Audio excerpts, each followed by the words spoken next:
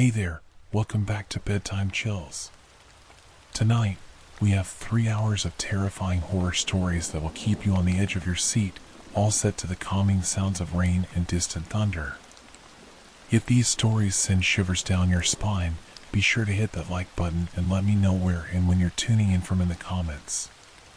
Your support helps keep these chilling tales coming. Now, grab a blanket, get comfortable, and let's dive into the darkness. You're going to notice a woman in your home. You must ignore her. It was December of 1999 when she infested our quiet, Midwestern home.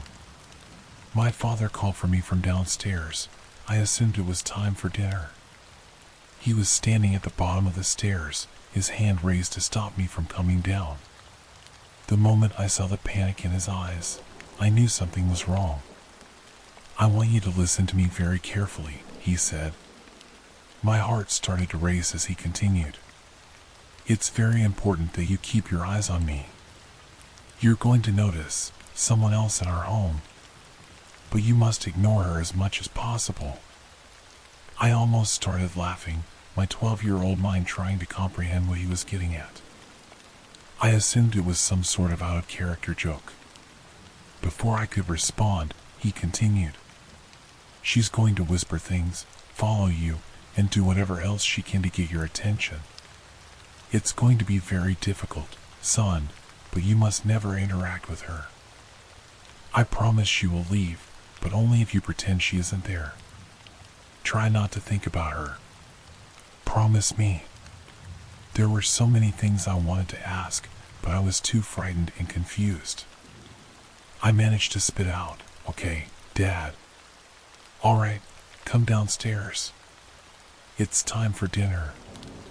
Hurry, I've made her stronger just by telling you, but I had to. I can't afford you looking at her by mistake. Trust me. Now stay focused," he barked. I did as I was told, slowly creeping down the stairs, keeping my eyes glued to my father's as he backpedaled into the kitchen. I felt the temperature drop significantly as I reached the first floor. A familiar, sickening, sour scent hung in the air. It reminded me of the time a raccoon died in our wall and stunk up the house for a whole week. My father and I sat down at the table at the same time. My sister was across from me, her head hung low, her eyes staring at the empty porcelain plate in front of her.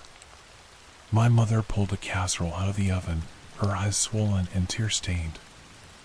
I kept my focus on my family, but out of the corner of my eye, I could see a blurry mess of dark, matted hair and sickly, gray skin. There was no energy in the kitchen, drained of all the warmth and laughter that usually accompany our meals. My sister grabbed my knee under the table and whispered, "Can you see her too?" I nodded. "Quiet," my father hissed. The woman walked forward with wet, crackling footsteps. The smell was nauseating. She crept toward the table, stopping directly behind my sister, only a few inches away, and rested a decrepit hand on her shoulder. My sister winced in fear and stared at me. I immediately put my head down. My mother served our dinner, doing her best to pretend everything was okay. I could see my father clutching my sister's hand underneath the glass table in an attempt to keep her from completely losing it. My sister spent the entire dinner with the skeletal hand on her shoulder. Nearly inaudible whispers spewed from the woman's mouth and filled the room like white noise.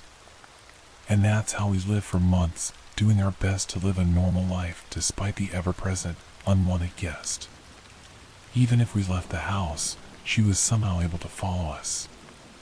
Whenever the 4 of us were in the car, she could be seen in the rearview mirror or standing on the side of the road.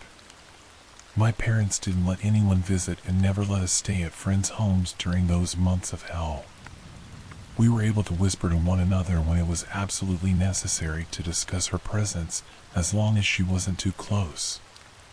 My father made us promise to never tell anyone. That was the only way to quarantine her, the parasite of attention. We concluded that she infected a single household at a time, unable to be seen by anyone outside the home unless their mind had been tainted with knowledge of her existence. I learned a few years later that my father was the reason for her arrival. His sister, back in the 70s, had been infected by another, and it followed my aunt into their home. In 1999, for whatever reason, my father struggled to keep the thought of her at bay. In turn, he brought her back into his life, and ours. We kept the promise of keeping her a secret from others, and it was the hardest thing we've ever done. All of us tried leaving the house as a group, but she followed. We couldn't bring ourselves to break our family apart. It was hardest for my mother, who was stuck alone with her while we were at school and my father was at work.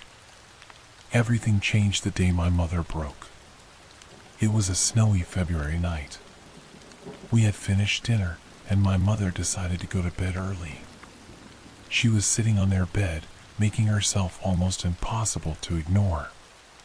My mother couldn't take it. I heard her screaming from the bedroom, demanding that she leave us alone. My father sprinted upstairs to try and stop her. That was the last I ever saw my mother. A pool of blood on the white carpet was all that remained. The woman was still there, but my mother was gone. In the following weeks, she whispered to me. She told me I could see my mother again. All I had to do was look and ask how. I never did. The reason I'm telling you this is because I want you to think about her. I saw her again this morning for the first time in 18 years. I cannot afford to lose my wife or children to the parasite. I need you to think about her dark hair and gray skin. Think about her in your home so that she may leave mine. You're already infected, and eventually you're going to notice a woman in your home. You must ignore her. It's for your own good. I'm so sorry.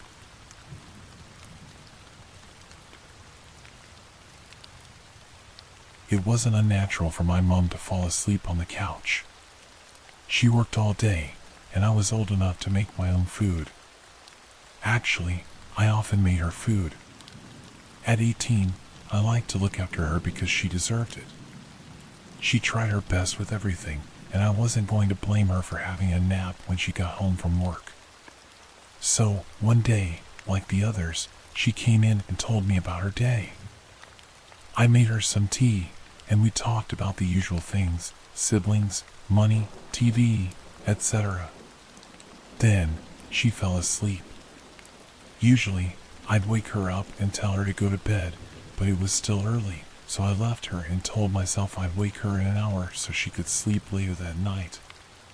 As she slept, I watched television. She often snored and grunted in her sleep, which would always make me laugh, and sometimes make me jump. Anyway, I was watching The Simpsons when she began to talk in her sleep. At first, I tried to ignore it and actually got a little frustrated because I was trying to watch the episode. It carried on and got even more annoying. I turned around, facing her to attempt to wake her up, when I saw her face. Her eyes were wide open, wider than I've ever seen them, and she was staring at me. I froze in fear. She was lying on the couch, looking at me, and her eyes looked so different. She didn't even look like my mother. It was then that I realized what she was actually saying. Hide and seek. Hide and seek. You will hide, and she will seek. You'll try so hard, but will not win. You'll have no choice but to let her in. I just stared at her, unable to move. I was scared, mostly for my mom. She said this chant again and then closed her eyes. Her body changed, as though she was getting comfortable again, and she turned away. The snoring continued, and I just watched her for an hour. Every time she moved or made a noise, my hair stood on end. I had never known fear like that. I woke my mom up later on. She seemed really refreshed and relaxed. I ordered us some food, and we sat and watched TV. I couldn't get the rhyme out of my head. It was like a children's rhyme, although nothing I had ever heard before. My mom wasn't a skeptic. She believed in the supernatural. To what extent, I don't know, but I know she believed. So, I asked her about it. I asked her if she remembered waking up and saying those things. She asked me to repeat the rhyme. After much resistance, I did. Then, she looked at me with a confused expression on her face. What? I said, my heart pounding. Well, I don't remember doing that, but I remember having a dream, more like reliving a memory. When I was about 15, I met this boy in Germany. My mom moved countries a lot as a kid because my granddad was in the army. There was a group of us around the same age, but this boy, Dylan, was older. He was around 18. So, we used to play hide and seek. When Dylan first suggested it, we all laughed because we weren't children. But when he explained the rules, our opinions soon changed. What you had to do was each put a bit of your hair into the middle of the circle and stand around. You'd say that same rhyme and run off in different directions, each player hiding in a different place. At first, we were all confused because every player hid, which meant that none of the players were it. Then, Dylan explained to us that the woman from the rhyme was it, and when she found you, you knew it had to return to the circle. Anyway, so we played it and followed the rules. I hid for about half an hour when I heard everyone calling my name. I got out of my hiding place, and they were all standing there, crying, in the place where we had made the circle.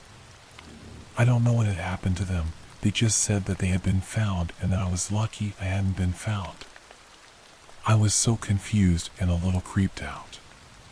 So, did you ever play it again? No, a couple of days later, I moved away. And didn't stop moving until I came back to England and met your dad. Well, what happened to your friends? I don't know. It was common to lose touch with all the people you met. Many kids never got attached. But my dream ended differently. In my dream, Dylan said something about us having to end the game once we had all been found. We never had to do that. Or at least, we never did that. My heart sunk and I put my fork down. I couldn't eat. So, just say you had to do that in the game you played. That would mean the game is still going on, right? Yeah, with it. Well, if the game's still going on, then you're the only one who hasn't been found. And that means she's been looking for you all this time. What if she's found you? My mom looked at me dead in the eye. My body seized up, and my hair stood on end. I could barely breathe. Her eyes wandered above my head. I couldn't look behind me. I was too scared. My mom started crying. I know why they were all crying that night. And now I want you to do one thing for me, love. At this point, my mom was sobbing. Her eyes were fixed on whatever it was behind me. I still couldn't move. She drew her eyes from it and looked at me. I could barely see through my tears. She held my hand and looked at me with the most concern I'd ever seen. She spoke one word to me. Hide.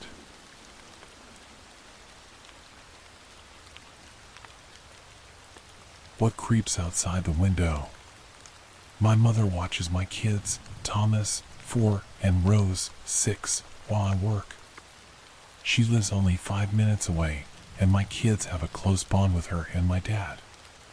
After a few years of me shuttling back and forth to daycare, she decided to retire and make them her full-time job. When my parents go out of town, we take their dog, Mia. Mia is a long-haired dachshund, black with brown paws, that my mom found on the side of the highway as a puppy. Although she always said she didn't like small dogs, she was mourning the loss of her black lab only a few months prior, and she brought Mia home to fill the void. She always said she was meant to find her. The thing you need to understand about this dog is that while she is 100% submissive to my parents, siblings, and my family, she is extremely protective of all of us. She sits by doors, waiting for my kids to enter the house first, and patiently waits her turn to have dinner next to Tommy's chair, of course, in case he drops something. In contrast, when my husband's father plays with them, tickling and throwing them in the air, we have to crate her because she thinks he is attacking them. Just about anything in her yard prompts a fierce response. Typical for dachshunds, she doesn't seem to know or care that she is sometimes smaller than the object of her aggression.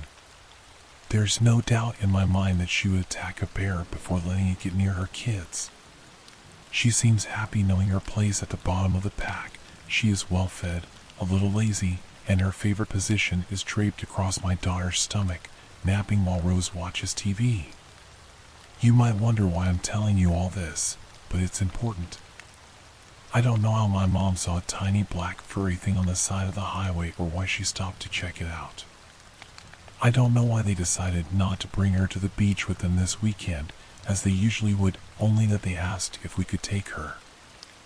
I do know that we spoil her, and even though she sleeps in a crate at home, we let her sleep with the kids when she's here. Thank God we do. It was around 3 a.m. when I woke up and padded to the bathroom, hoping I wasn't heading into a bout of insomnia. Before going back to my room, I usually pop into the kids' rooms, turn them right side up, fix throw-around blankets, things like that. My house is small, a ranch just big enough for all of us. The bathroom is across the hall from my son's room. Next to his room is ours, with my daughters across from that. The first thing I noticed, through the sleepy haze, was that my son's window shade was blowing gently. We had closed all the windows earlier to turn on the air conditioner, but I thought to myself he must have opened it. All of our windows have a safety feature, 2 plastic pieces on the upper frame that only allow the window to open 3 inches. It stops curious children from falling out and anyone from breaking in. I always keep these engaged on the kids' windows. My son was sprawled sideways, his head resting on the bumper of his bed with one foot on his pillow and the other propped up on the windowsill. His stuffed tiger was tucked in one arm, his blanket in the other. Dinosaurs and other toys were strewn all over his bed, evidence that he hadn't gone right to sleep that night. I paused for a moment to watch him sleep in his ridiculous way before fixing everything. They only stayed little for a minute, you know. As I watched him, the shade over the window slowly moved. I should have reacted more quickly, I know, but in the middle of the night, when your brain is half asleep, reaction times aren't exactly sharp. Honestly, my first thought was that I must be dreaming. As I stood there, frozen in growing horror, a long, pale limb reached under the shade toward him. An arm, extremely thin, with long fingers, but not quite human. It was too long to be human. It grazed his stomach, still pudgy with the remnants of toddlerhood, and slowly started to wrap around one little leg. That's when I snapped out of my stupor. Nightmare or not, nothing was going to pull my baby out of his bed. Before I made it to the bed, though, a little black form came tearing from Rose's room across the hall. With a snarl bigger than her size, Mia latched onto the arm that held Tommy's leg and fiercely shook her head, tearing into the white flesh. With a noise somewhere between a screech and a scream, the creature outside the window yanked its arm back outside. Mia followed the retreating appendage, scrabbling at the windowsill as if trying to dig through it, jamming her head through the little gap. Luckily, she couldn't fit. It was a 6-foot drop on the other side. Barking and snarling like a dog possessed, she tried to reach whatever it was on the other side. As I gathered my son into my arms, terrified and screaming for my husband, I tried to pull her back into the room. Joe came stumbling into the room, reacting both to my screams and the dog barking. I heard Rose start crying across the hall. I abandoned Mia, pulling a thoroughly confused Tommy out of his bed and running to Rose's room, where I scooped her up, too. I put them both on the floor at the foot of my bed, far from both windows in my room, and made sure both were locked. Joe kept asking what happened, and between sobs, I explained that there was something outside that tried to take Tommy. He was holding Mia, who was squirming and growling. At first, he tried telling me it was just a dream, but it was hard to deny that something real happened. The dog was still barking.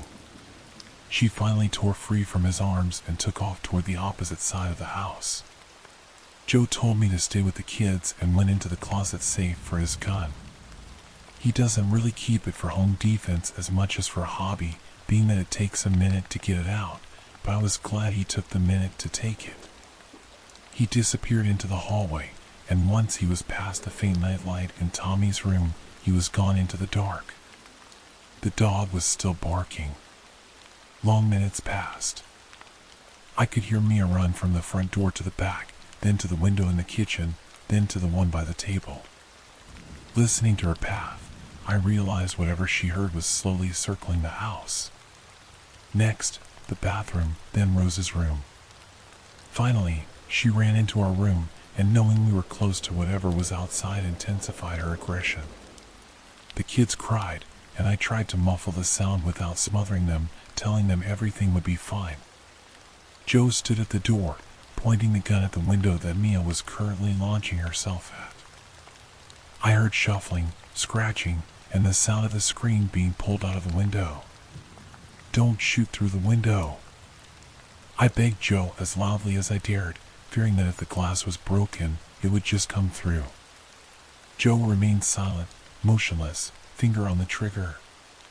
We waited for long moments while the creature outside scratched and banged, looking for weakness in the frame. Finally, it grew silent outside. Gradually, Mia's snarls turned to low growls, and Joe relaxed his grip on the gun. The kids' cries turned to whimpers, and I slowly relaxed my death grip on them. I crept to the window and peeked up under the shade. We live very close to the center of town and to the highway, and as such, even on moonless nights, there is a soft glow over the trees from the lights. It's not great for star watching, but it is comforting to me that it is never pitch black outside. Except tonight. As I peered out the window, I couldn't help but stand and crane my neck, looking for the lights. The only reason they would be out is a power outage, and we were on the same grid, so that couldn't be it. The highway put out no light as well. I flipped up the stoppers and cracked the window in the front, putting my ear close to the opening. Joe hissed at me from across the room to close the window, and Mia intensified her growl but didn't move. Outside was dead silent. We live in a quiet neighborhood. Most of our neighbors were the original owners of their homes, built in the 60s. 2 doors down from us is a 5-year-old that the kids play with regularly, but other than that, there aren't many kids on our block. It was too dark outside, unnaturally dark. I reached in Joe's bedside drawer for the small flashlight I knew he kept in case of power loss. Keeping the window open only a few inches, I turned on the light and pointed it around. I didn't see anything besides dark, sleeping houses. My courage growing, I opened the window far enough to point the light down, and since I've seen horror movies, up as well, you never know when the monster is actually on the roof, right? With the dog still beside me, only a low rumbling in her throat, I opened the window just far enough to poke my head out. Shining the light at my neighbors' houses, I saw no movement, absolutely nothing. I stayed there until I started to question my own sanity. Maybe it was a prowler after all, and my imagination got the better of me. Maybe it was an animal. Why it would stick around with an angry dog making a ruckus, I have no idea. Honestly, why my neighbors weren't angrily calling me, or even awake, was beyond me. Mia had certainly been loud enough. I was about to pull my head inside the window when a slight movement out of the corner of my eye caught my attention. I shone the flashlight in that direction just in time to see something pale, thin, and too tall to be a normal human slip silently around the corner of the house 2 doors down. The house where my kid's friend lived.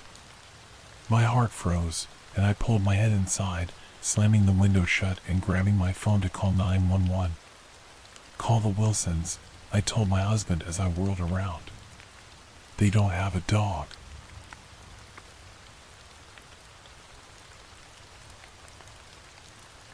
I once asked a famous ghost hunter what his scariest moment was. This is his story. Back when I was in college, the Student Campus Activity Council hired a famous ghost hunter to come speak at our school. I've always loved the paranormal, so I left my skeptical boyfriend behind in his dorm and hightailed it over to the auditorium. The ghost hunter was someone I'd never heard of, but he had an impressive background and seemed to have several things in the works at the time. This was in 2005. I think he actually might have a TV show now. He was a man of small stature with a little white professor's beard and a receding hairline, but the way he spoke about the afterlife was fascinating. You could tell he truly believed what he claimed to see, either that, or he was a hell of a salesman. He had us hanging on every word. We watched some interesting video clips of his investigations. He had a nice collection of photos and scary stories to go with them. I remember one about a haunted doll that he said moved freely around the room of the person who had picked it up at a flea market, just not when anyone was around to witness it. Towards the end, he opened up the floor for questions. There were your typical college kid questions. Have you ever seen someone's head spin around like The Exorcist? Stuff like that, and a few that were actually pretty interesting. I decided I wasn't going to let this opportunity to speak to someone so apparently revered in the field of the supernatural slip away, so I raised my hand. The ghost hunter spotted me, pointed, and smiled. "Yes, you, the girl in the white shirt?" "Yeah, I said, and I know I sounded nervous because I felt so dumb for sounding so nervous. "I was just wondering, what's the scariest thing you can remember from your career as a ghost hunter?" I was halfway back in the auditorium, quite a distance from the stage, but I saw his face fall. "I know I did." "Well," he said, forcing a tight little laugh. It was forced. I know it was. There are so many scary moments to recall. They tend to pop up quite often when you're in my line of work. This got a little chuckle from the audience. I suddenly felt pretty stupid for asking the question at all. He proceeded to tell some story about tracking a poltergeist in an abandoned elementary school and his flashlight failing. I remembered because it really wasn't very scary. At least, it didn't seem that way for someone who hunts ghosts for a living. He moved on from the story and answered a few more questions. He didn't look my way again. When it was over and everyone started to leave, I decided not to get stuck in the crush of students leaving through the front door. Feeling somewhat dejected, like I had done something wrong, I slipped quietly out the theater exit and headed for my dorm. The ghost hunter was sitting outside on a bench near the bike racks, smoking a cigarette. I ducked my head and tried to get by without him noticing. "Hey, kid." He took another drag and crushed the cigarette out on the cement bench beside him. "Listen, I'm sorry. I remember blurting, feeling like such a stupid little girl. I know my question was dumb. I wasn't trying to make fun of you or anything." He shook his head. He brushed the ashes off the bench. He patted the space beside him, inviting me to sit. I hesitated. This could definitely be a case of stranger danger, just like they taught in the intro to university classes, then sat down, keeping a healthy distance between us. He was old. I was young. I could probably outrun the guy. Or who knows, maybe I was just as stupid as I felt. "I didn't tell the truth," the ghost hunter said. His face looked much older up close, the wrinkles deeper. The confident salesman aura had faded from him, leaving behind a man in his 60s who had clearly seen a lot of things. That story I told, it wasn't the scariest moment of my career. "I know," I remember saying. He nodded, as though he had known I knew. "This is the scariest moment of my career," he said, and this is what he told me. It was the 1970s. I was a much younger man. I hadn't reached success in the paranormal industry quite yet and was left to pick up the scraps that the pros didn't want. Usually, they were individuals whose broken minds tricked them into believing there were phantoms after them, or children playing pranks on gullible and concerned members of the neighborhood. If anything, it was a simple cleansing of the home with sage, and off I went. When I first got the call, I was ecstatic. What the client was describing appeared to be a full-blown demonic haunting, complete with physical manifestations, possession, and multiple witnesses. It was the break I was searching for. It was the break I needed. The only detail that truly worried me was that their teenage son, the person they claimed to be suffering from possession, had become violent with members of his family. Up until recently, he only acted out of character, moody. However, a week prior, he had tried to sexually assault his older female cousin. She was shaken, but mostly unharmed. The family sent her to live elsewhere until it could all be figured out. Therefore, when I headed out to their home, I made sure to arrive fully prepared. I brought holy water, crucifixes, sage, and, for good measure, a small loaded handgun. I knew it wouldn't come to that, but something about the mother's frantic tone over the phone told me it was just a good idea. I wish I could say the visit itself was exciting. Unfortunately, from the moment I pulled into the driveway of the beautiful, remodeled Victorian, all activity seemed to stop, that is, if it was ever there to begin with. I spent 2 weeks investigating the home. I used equipment considered very technologically advanced for the era. I studied energy waves. I interviewed the son whose family claimed to be possessed when, in fact, he just seemed to be depressed, perhaps psychologically disturbed. I recommended a therapist, a renowned child psychologist who was famous for his work with violent young men. On my last day in the house, they took him into the city for treatment. His parents returned shortly before midnight, retiring wearily to their bedroom, leaving me alone in the kitchen to go over my findings. There was nothing to be said, and I knew it. Everything they described could be written off to the hysterics of a family who couldn't admit their son was in desperate need of medical attention. Everything, that is, except for the drains in the floor. Upon touring the home, I was impressed with how up-to-date it had been brought. It was clearly from the early 1900s and kept in immaculate condition. The woodwork and character of the house were carefully preserved as it was given necessary updates, like modern plumbing and electricity. The basement was the only area that seemed stuck in time. The walls were a clammy stone that was prone to gathering moisture, leaving it unfit to store anything vulnerable to spiders or mold. The family had left it empty for this reason, and while it certainly felt very spooky to spend any amount of time in the windowless room with a single hanging light and its vast cement floors, I never recorded anything of note in this area. However, there was one thing I couldn't understand. Given the approximate time the home had been built and its presence in a residential neighborhood, there was simply no accounting for the 4 large, slotted drains set in the cold concrete floor. As I sat alone in the kitchen, poring over my meager findings, trying to find meaning in all these words, I heard something. It was only a little sound at first, and so I ignored it. But then it came again, louder this time. There was a steep spiral staircase that led to the 2nd floor, winding up from the corner of the small kitchen, and it was where the noise seemed to be coming from. Assuming it was simply one of the homeowners restless after dropping their son off in an institution, I glanced up. It was coming down the stairs. I can't say walking, because that wasn't the case.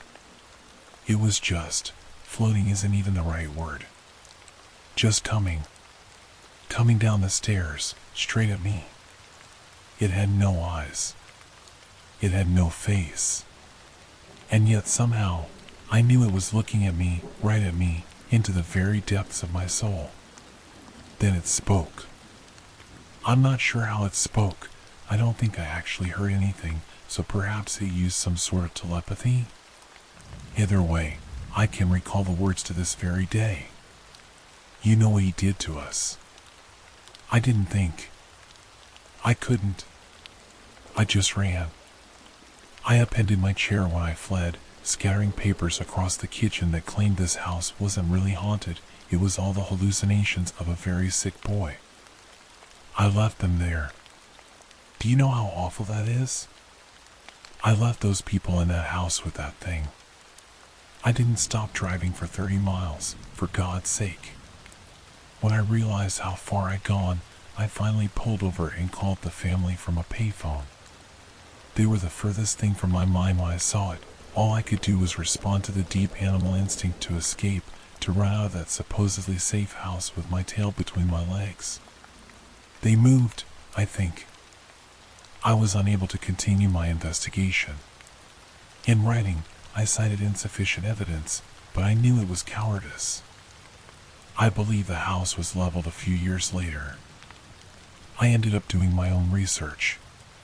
Curiosity ate away at me with vicious little rat teeth as time went by, the accusation still ringing fresh in my ears.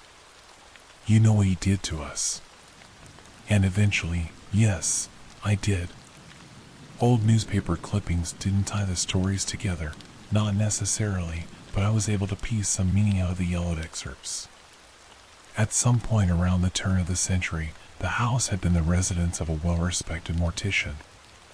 Unable to find a building in town to suit his needs, he said, he built his own home/office space. It was a grand feat of architecture and a shining example of a true entrepreneur, a man pursuing the American dream of running his own business. Upstairs, the bedroom. Mid-level, the funeral home. In the basement, a mortuary. I knew what the drains were for. Separately, decades later, another well-respected member of the local community was arrested under the suspicion of abuse of his professional position with moral cause. The newspaper didn't elaborate, probably due to the sensitive nature of the crimes, but his punishment was minor. After a brief stay in the local jail, the perpetrator stripped his home of all its value and left town before trial, never to be seen again. It didn't take much to guess the connection.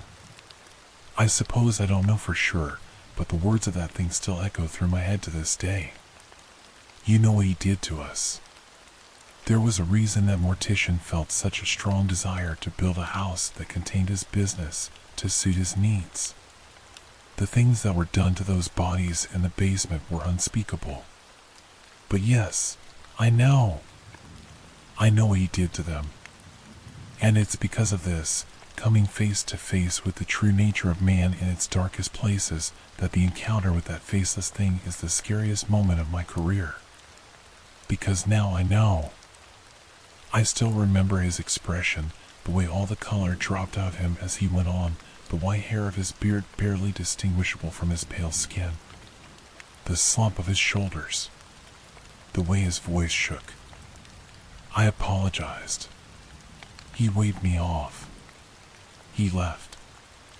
I felt terrible. I still feel terrible for making him relive that moment.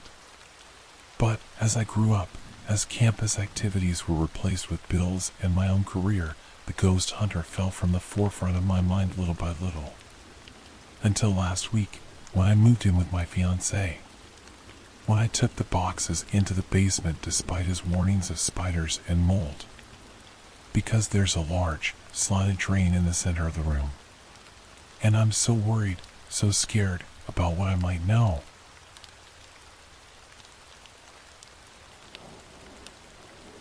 My wife forgot to delete her browser history. I can't believe what I found. 4:34 p.m. How to stop husband from cheating. I had only clicked on the history tab to delete the last thing I'd searched for when I noticed the entry. Hurriedly, I finished sipping up my fly and stared at it in bewilderment. Amy and I had been almost too careful. We had never so much as looked at one another in my wife's presence, let alone done anything that could have raised suspicion. There was no way she could have known what was going on, even if she had looked through my phone. With a heavy heart, I'd forced myself to delete any incriminating photos Amy sent me after I was done with them, and we had a strict call-only policy. Amy was our latest hire, and aside from being great at her job, she excelled in garnering male attention. Everyone loved her.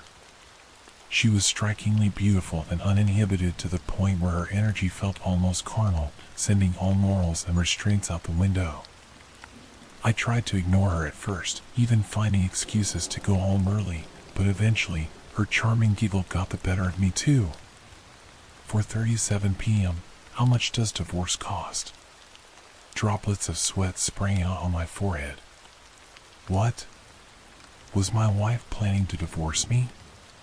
But why? There was no way she knew about Amy and me. Was there someone else? Was she planning to accuse me of infidelity, all while going at it with some lover boy she met at her yoga class? 4:39 p.m. Why do humans feel emotions? I pursed my lips. If by some miracle my wife did know about the affair, I couldn't imagine the way she must have been feeling. I woke up late this morning and found a note on the kitchen table saying that she didn't want to wake me and that she was out doing her Saturday errands. I almost felt compelled to call her and, oh. I flinched as a large drop of blood landed on the keyboard. What the hell? My first instinct was to look up at the ceiling. Nothing. A strong metallic smell made me come to my senses. I brushed my hand against my face. A bright red smudge sat on my palm. I stared at it, alarmed. I'd never gotten nosebleeds before, aside from the time I got hit in the face with a football in high school. My head raised, I scrambled to my feet and made a dash for the bathroom, my hands cupping my throbbing nose. Once I had managed to stop the bleeding and clean myself up, I returned to the computer. 4:44 p.m. Which part of the brain is responsible for love? This was an oddly specific search. I couldn't recall my wife ever being interested in science or biology. I checked the account logged into the browser, just in case. Perhaps this was someone else's history altogether? Or maybe we'd been hacked. No. Seemed like everything was in order. My wife's smiling face stared back at me from the login window. What was she doing searching for brain parts anyway? 4:49 p.m. What is excerebration? What? What was excerebration? Some kind of fancy divorce? I'd never heard of the term in my life. I didn't even hesitate before clicking it, eager to find out what my wife was planning for us. I wish I hadn't. As the results came up on the monitor, my stomach lurched and my gag reflex kicked in. The images were graphic enough for my hand to automatically gravitate towards the return button, but a short paragraph in bold caught my eye. An ancient procedure involving chiseling through the bone of the nose in order to scoop out the brain matter. My heart hammering in my chest, I clicked the back button and scanned the rest of the entries. 5:01 p.m. Can a person live without the hypothalamus? 5:05 p.m. Location of the hypothalamus. 5:11 p.m. How much temazepam is safe? My skin crawled as I read, but I couldn't look away. I was so immersed that I didn't even hear the front door bang. Honey? I'm home. I stared at the wall, too shocked to reply. What was I meant to say? How was I supposed to ask her about all this? Hello, she called again, her heels clacking towards me. Hey. I choked, throwing the box of tissues into the drawer. How was? Oh, good, she smiled as she appeared in the doorway. How are you? You had quite a lot to drink last night. I stammered. I did? She studied me, as though she wasn't sure whether I was joking or not. What's all this? I asked, gesturing to the computer screen. She joined me at the desk, frowning at the clammy wood surface. What? I pointed at the browsing history, my index finger shaking visibly in the air. Oh, she flushed, 2 pink spots appearing on her cheeks. Well, you did say we could try it, so. I had to do a little research, you know? What? I said we could try. What? Oh, she waved her hand dismissively, the excerebration thing. You probably know more about it. My blood ran cold. The excerebration. Karen, what did you do? But before she could say anything, a splash of blood landed on the carpet. And then another one. And another. Karen watched me, her skin growing pale. What? Suddenly, a small fleshy lump escaped my nostril and rolled down the front of my shirt. We both stared at it in shocked silence. Then, my wife screamed, turning on her heel to flee the room, but I caught up to her, pinning her against the wall. "Tell me what you did." She tried to fight me, writhing under my grip, but I held on tight. Blood was streaming into my mouth and down my chin, staining both of our clothes. "How can you not remember?" she screeched, trying to elbow me in the ribs. "Don't you remember what you did?" I stared at her panic-stricken face, trying my best to recall any memories from the previous night. "No, what did I do?" You came home after work and told me you were leaving me for Amy," she sobbed. "You said you didn't want to love her, but you did." I stood there quietly, mulling it over, as more pulp splashed onto my stomach. "We need to call you an ambulance," Karen shrieked, trying to pull away. "What the heck is that?" "Then what happened?" I demanded, my heart practically leaping out of my chest. "Tell me what you did." "What the heck, John?" she screamed. "We got drunk, okay? We got really wasted. And then you said you knew of a way to fix this. To fix us. You said there's something called hypothalamus in your brain, and if removed it would stop you from loving Amy." I felt like I was having an out-of-body experience. What the hell was she saying? Had she actually attempted to remove a part of my brain? And wait, I whispered, "Who's Amy?" Her expression made me feel foolish for not remembering. I knew that name. Amy. It sounded so familiar, and yet I couldn't for the life of me put my finger on it. What the heck do you mean?" She sounded bewildered. "Amy. The girl you were cheating on me with for 6 months?" I don't," I mouthed, releasing my wife and crumpling to the floor. "I don't remember." Karen stared at me, her white blouse resembling a massacre, her mouth pressed into a thin line. What's happening to me?" I whispered. She was silent for a moment, but I could see her eyes brimming with tears. "Honey, what if I accidentally hit your hippocampus instead?" "What?" That told me nothing. "For heaven's sake, Karen, I'm not an encyclopedia. Enlighten me. What the heck is a hippocampus?" Nothing could have prepared me for what she said next. "Honey," she sobbed, "you're a doctor. It's the memory part of your brain.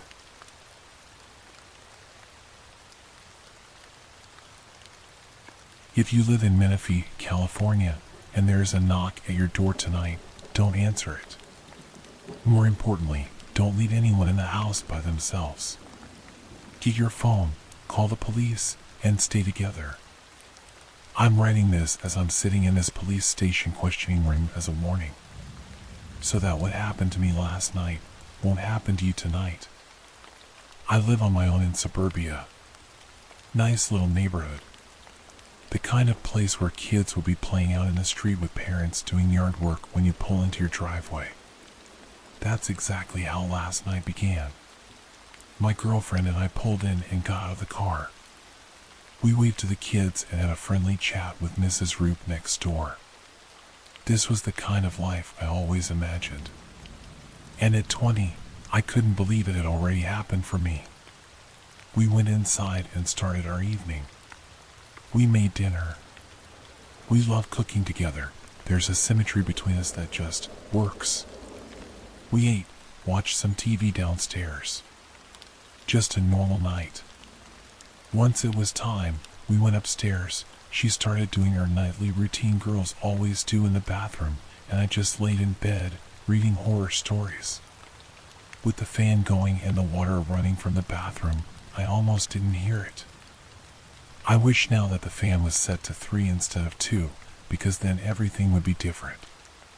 But no, It was just faint enough for me to hear the sound over everything else. Knock, knock, knock. I reached over and clicked the fan off. I waited for a moment, listening. Knock, knock, knock. God darn it, I thought. I put my book down on the nightstand and got up. I grabbed my zip-up off the chair and threw it on. As I walked out of the room, I could hear my girlfriend starting to say something, but I wanted to get rid of whoever was at the door first.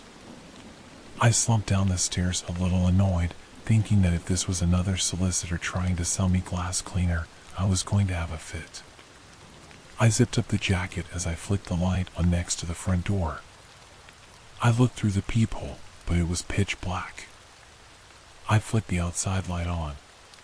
Still pitch black. I figured the light bulb had gone out again, as I have had problems with it before. Reluctantly, I twisted the deadbolt and opened the door. Nothing. No one was there. I poked my head out to look around. The yard and driveway were empty.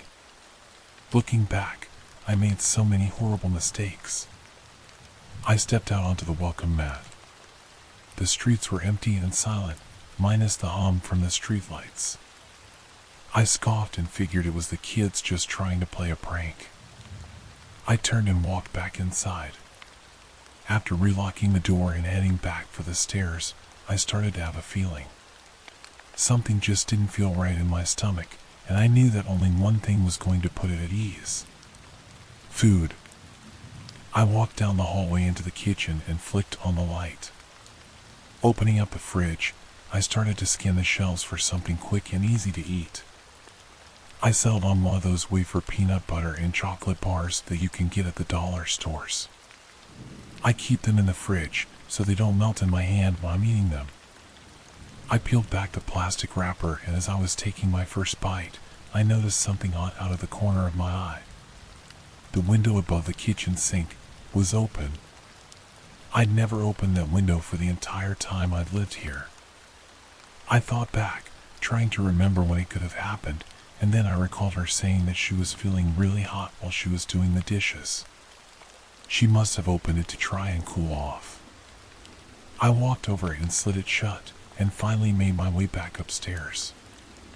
I walked back into the bedroom and the water was still running. I went to the entrance to the bathroom. Did you say something early, I began to say, but stopped. The bathroom was empty.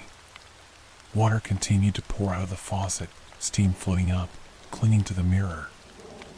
I stopped the water and turned around to scan the room. She wasn't there. Amanda? I called out. No answer. I went to the walk-in closet. Nothing. I started to leave the room, but again something caught my eye. I glanced at my nightstand, and on top of my book was a piece of paper. It was folded in half and set up, making it look like a little tent. I reached out and picked it up. The first thing I obviously saw was the blood. It was a bloody fingerprint on the corner of the paper. My heart started to race. Finally, my brain let my eyes pan over to read what it said, and even now, I wish it wouldn't have. She's in the house. Find her. I read it those 6 words over and over. I looked around the room again, hoping to see Amanda just hiding in the corner snickering like she pulled off an amazing prank. But the room was empty. I walked around the room, looking behind chairs, inside the shower, inside the closet. I looked at the bed and felt like a 6-year-old again as I slowly knelt down to look underneath. My hands had apparently been getting sweaty because they kept slipping slightly against the hardwood floor. I bent down and lifted the skirt of the bed. Nothing. Just a couple dust bunnies and an old pair of shoes that I keep meaning to throw out. I stood back up and started to become agitated. My mind didn't know whether this was a joke or if I needed to be terrified. Amanda! I yelled, "This isn't funny anymore, now just come out." Silence. Look, I'm really freaked out, so stop this. I walked out into the upstairs hallway and quickly went through all the rooms. The spare bedroom? Empty. The exercise room? Empty.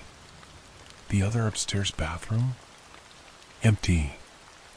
I ran downstairs and looked everywhere there, too. It was as if she just vanished, and all that was left was this note. I figured that the only thing left to do was to call the police. I ran back upstairs and into the bedroom. The bathroom faucet must have had a leak because, as I entered, I started hearing faint drips of water. I went to the dresser to grab my phone, but it wasn't there. Neither were my keys or wallet. I spun and looked at my nightstand. They weren't there either. I grabbed the jeans I wore that day. I was in sweats by now, and checked the pockets. Empty.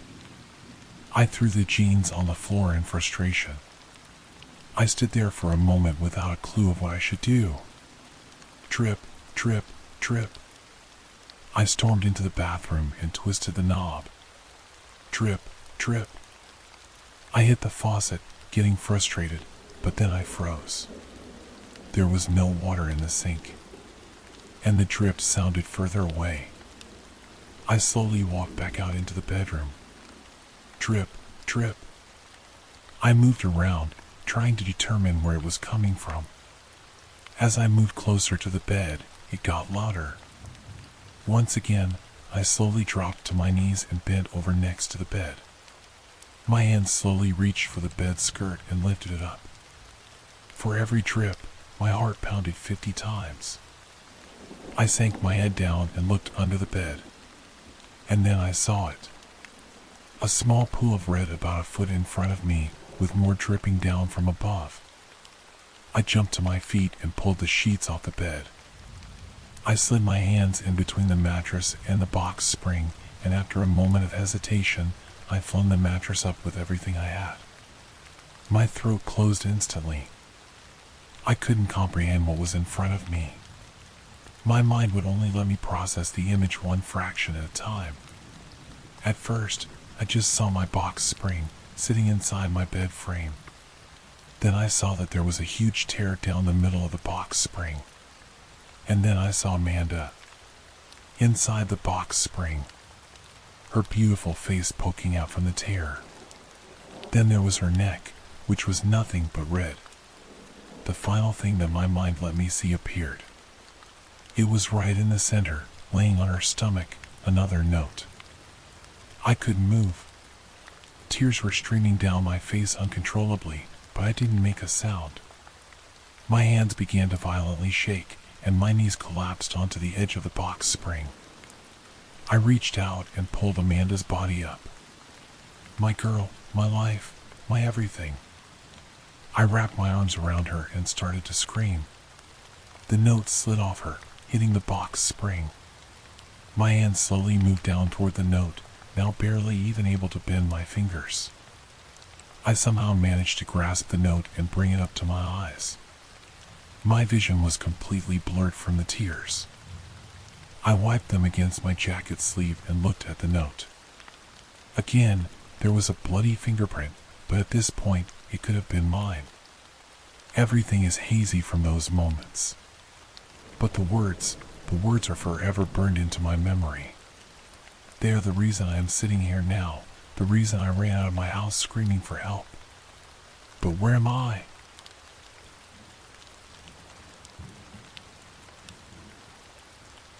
I don't have any children of my own, so I dote on my 4-year-old niece, Danielle, as if she were my own. One day, I hope to be the cool aunt she can trust with the problems she can't talk to her mom about for fear of being punished. I fully expect to be the one she comes to with questions when she sneaks her first sip of beer. I can almost see it, you, Aunt Josie. Why do adults drink this? It's gross. Danny is my brother Roberto's daughter. Her mother, Sarah, is a good mom, but she has anxiety and gets overwhelmed. So, I get called to come pick up Danny and take her out so her parents can have a beer and a few quiet hours to catch up on their Hulu shows. The day this whole thing started was like any other Danny and Annie day. It was a Sunday, and I took Danny to her favorite burger joint. He had a single burger with extra pickles, no fries, and an orange-flavored drink. Then, we went to the Goodwill for toys. I usually just take her to Target, but sometimes I like to take her to Goodwill so I can introduce her to the vintage toys I grew up with. After a few minutes in the toy aisle, she settled on a small aquarium with a bag of those sea monkeys that have disappointed children for generations. I decided to be upfront with her and warned her that the sea monkeys wouldn't look like they do on the package.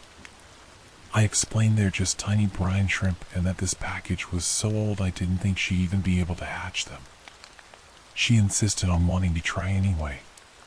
She looked up at me with that smile that reminded me of Roberto's when he was little and I was his overprotective sister. At $3, I figured we had nothing to lose. However, I insisted she pick out a second toy so she'd have something else to play with in case the sea monkeys didn't turn out. She rummaged through the stuffed animal bin. Most of them were at least a bit raggedy and dirty. But, somewhere in the middle of the bin, she found a pink bunny in new condition. The bunny had an oversized head, floppy ears, and beautiful big eyes. The tag was still on, so I figured someone must have donated it as charity. On the car ride home, I asked her what she wanted to name her new friend. She picked up the bunny and looked at it for a minute. Finally, she blurted out, "Pickles." The next day after work, I called Sarah to check on the progress of the sea monkeys. She told me Danny had forgotten all about them because she loved her new bunny, Pickles, so much. She said Danny, Pickles, and a couple of stuffed animals were having a tea party outside. I asked if she could send me a picture. She offered to put the messenger call on video instead and turned the phone around.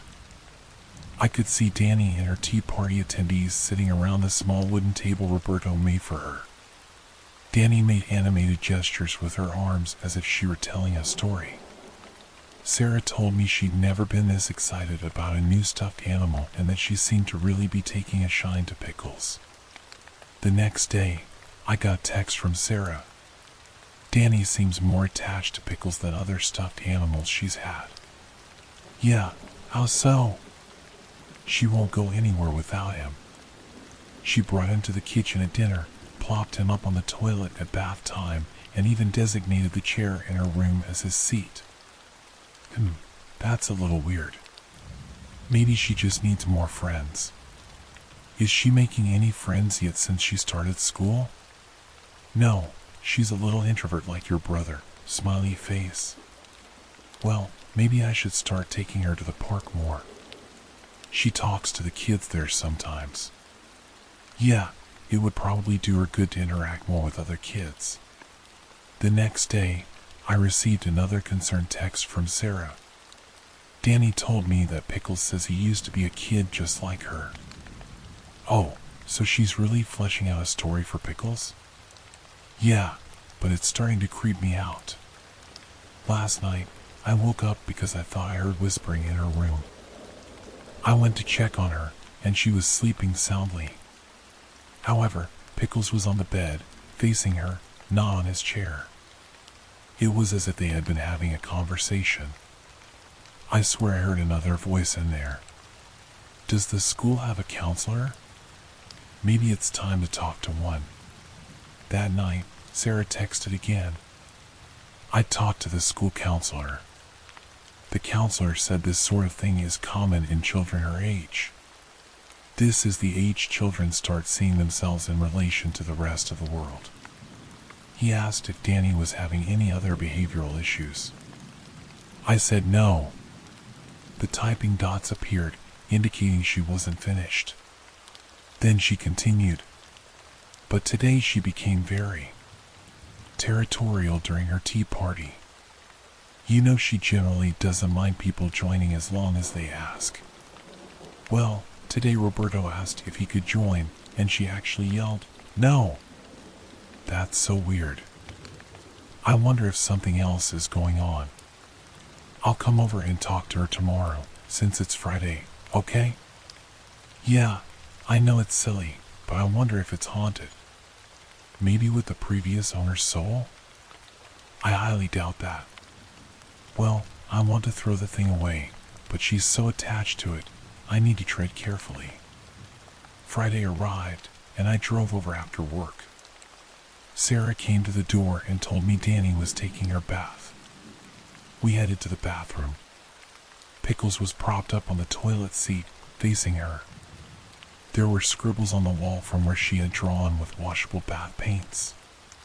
She saw me and exclaimed excitedly, "Aunt Josie!" On the wall was a little stick figure girl, a little stick figure boy, and a crudely drawn red bunny. There was no pink color in her paint palette, so I assumed the bunny was Pickles.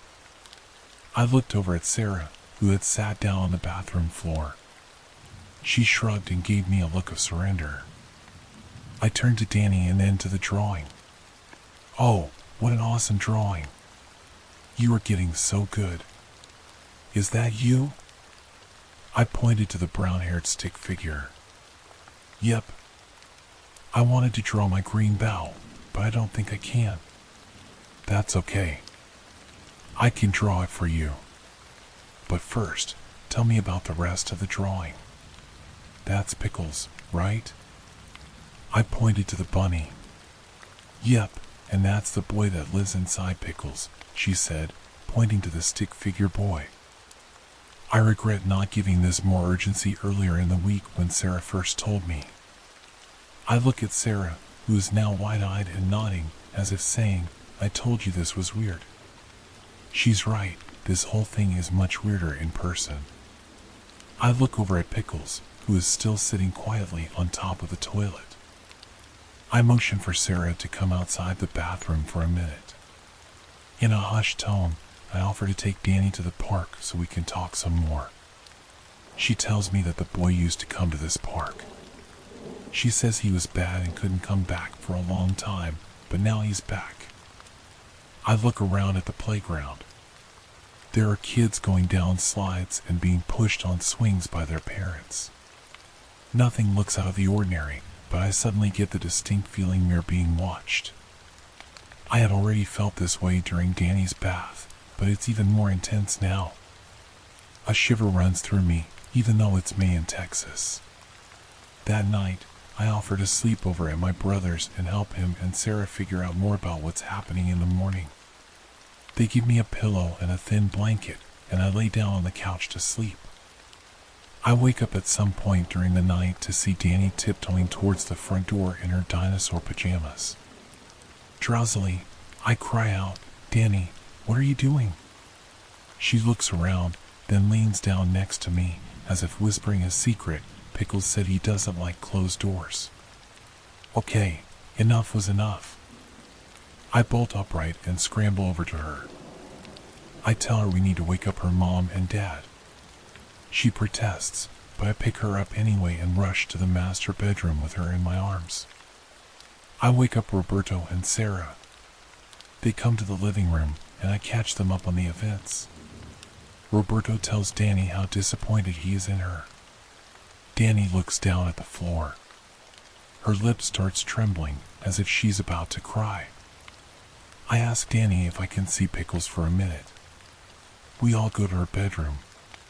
Pickles is in his chair, facing us. I pick him up. I'm not sure what I'm looking for. We've all seen Chucky, or at least familiar with the premise. A good guy doll is possessed by the malevolent spirit of a serial killer and uses the body of the doll to continue his murder spree. I hope that isn't what's happening here. I had hoped that if the bunny was haunted, it was haunted by the spirit of a little boy who just wanted friends. Now, I'm not so sure. While inspecting Pickles, I realize he feels a little heavier than most stuffed animals. But that wasn't what scared me the most. What scared me the most is what I felt behind his neck. There was an unusually thick seam sewn into the back of his neck. I turned him around and noticed that, indeed, it appeared someone had cut Pickles' neck open and sewn it back together. I told Danny that I would go open the front door, like Pickles wanted, and to stay here with her parents. I gave Roberto and Sarah a look and a nod, indicating that I would do no such thing, that I simply needed to get the bunny away from Danny so I could inspect it further. While they kept Danny busy in her bedroom, I looked in the junk drawer in the kitchen for the scissors. I found them. I had used those scissors before to set up Danny's piñata on her 4th birthday. I looked at Pickles in the eyes one last time, expecting him to protest my dissecting him. I looked around the kitchen, expecting the lights to suddenly dim or the shadows to start dancing the way people describe in supernatural accounts. I looked into his big saucer eyes, expecting to see a glimmer of life, but there was nothing, just translucent brown. But then, Pickles spoke in a sing-song child's voice, "Please don't hurt me." I dropped Pickles as if he had suddenly burst into flames and burned my hands. I shut my eyes and tried to calm myself. Dang. What the hell is going on? I looked down at Pickles' crumpled form on the linoleum floor. I'm going to finish this, for Danny's sake. I bent down, hands still shaking, and picked up Pickles. I took a deep breath and gently cut through the seam with one hand. I pushed Pickles' head forward with my other hand to get a look inside. What I found inside made me scream, "Holy cow," out loud. We called the police. Update, I'm paraphrasing what the police told us. The electronic components inside Pickles amounted to an array of tiny surveillance equipment, a camera behind his right eye, a microphone, a speaker, a GPS tracker, and powerful batteries to keep the components going for several weeks. The equipment took dedication to assemble, but it was all cobbled together from parts that could be readily obtained at Fry's and Newegg.com at a reasonable cost. If you were proficient with a Raspberry Pi and Arduino, you could assemble this. They believe the person responsible for planting the hack bunny at Goodwill had been grooming Danny in preparation for taking her on Friday night when she went to unlock the door. This was worse than some possessed doll. I could have dealt with some evil spirit attaching itself to a stuffed bunny. I could have tracked down the vendor of the bunny, ordered one that looked exactly like Danny's, and replaced it while her parents distracted her. Then, I would have taken this cursed bunny to the boonies with some friends and burned it in a bonfire, praying to every god known to man. Who needs possessed dolls when technology has enabled human monsters to inhabit objects? This monster didn't need to lure my niece with the promise of candy into a windowless van because I inadvertently invited the monster into my brother's house myself. This sick person knows where my brother and his family live now. He knows the layout of their house. He knows their habits and schedules. I know what you're thinking, and yes, the police did trace the last ping between Pickles and the device that had been used to control his electronic components. They found the tablet in a garbage can at the park where I like to take Danny. It had been wiped of any prints and smashed. There was nothing in the way of any data that could identify the most recent owner. The tablet was bought secondhand. I imagine this story will be picked up by the media soon, so why bother writing it down on Reddit? I'm writing this down in case the media fails to release an important fact. The app used to monitor the camera inside Pickles had folders for other cameras, possibly installed in other stuffed animals throughout the city.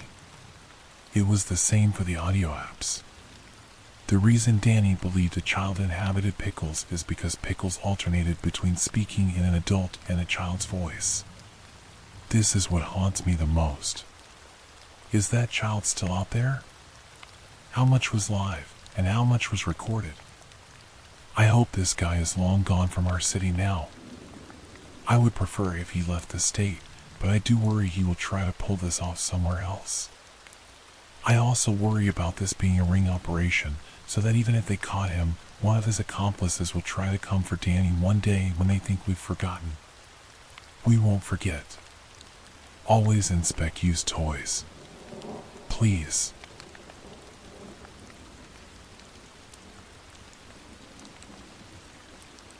A trick-or-treater has been coming to my house every night. It's not Halloween yet. I want to start by saying that I don't know what this thing is. All I know is that I don't want it around me. And I can guarantee that you wouldn't either. For some background, I bought my house recently. Nothing special, just a medium-sized place located in a relatively safe suburb.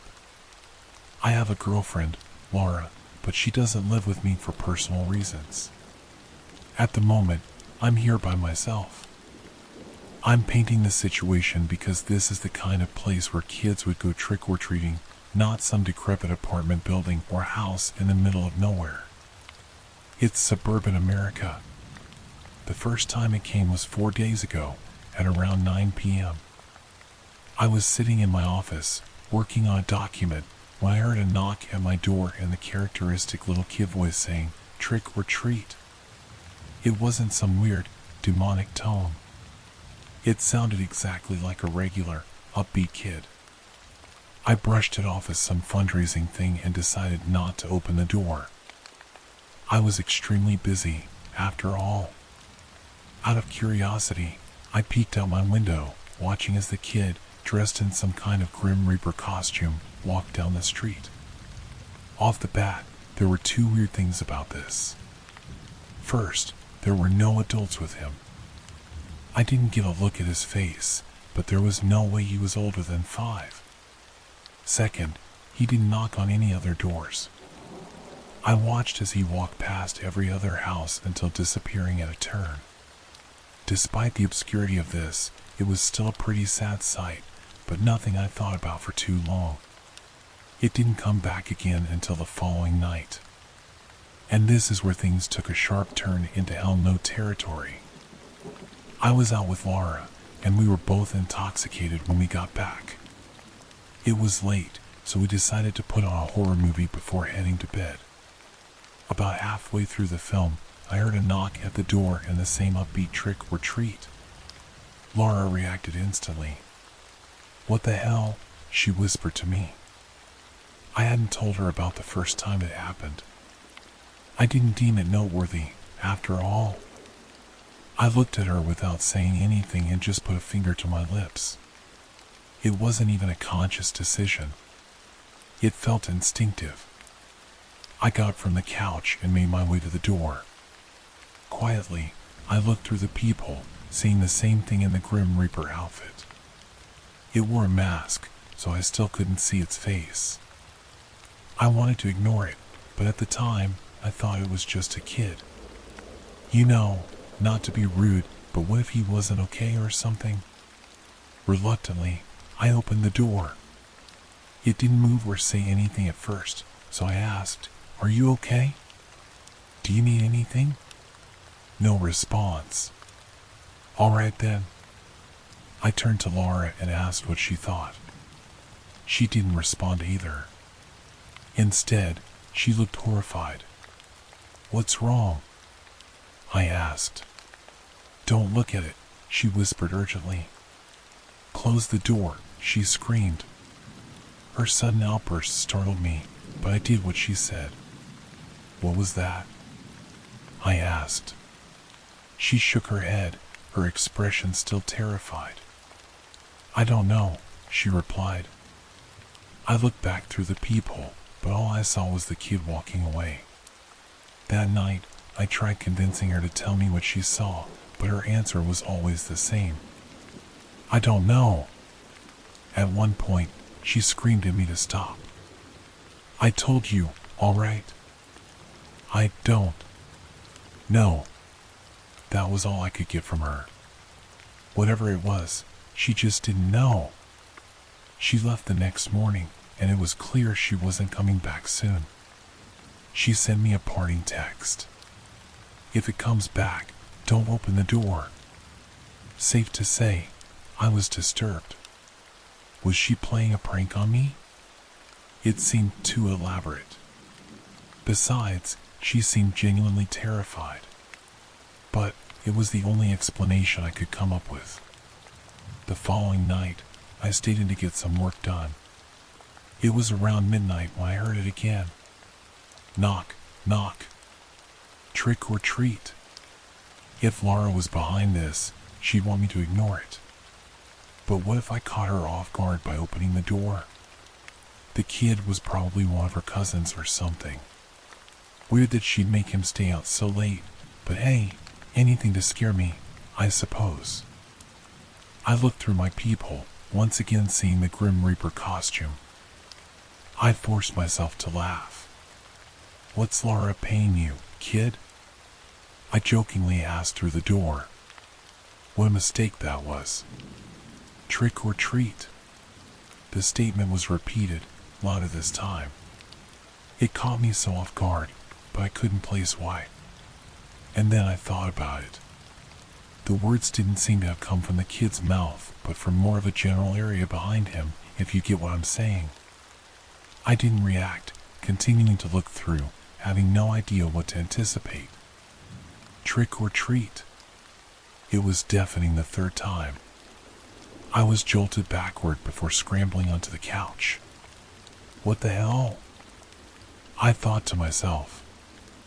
I remained stiff for the next few moments, petrified by whatever the hell was standing on my doorstep. I waited and waited, but nothing happened.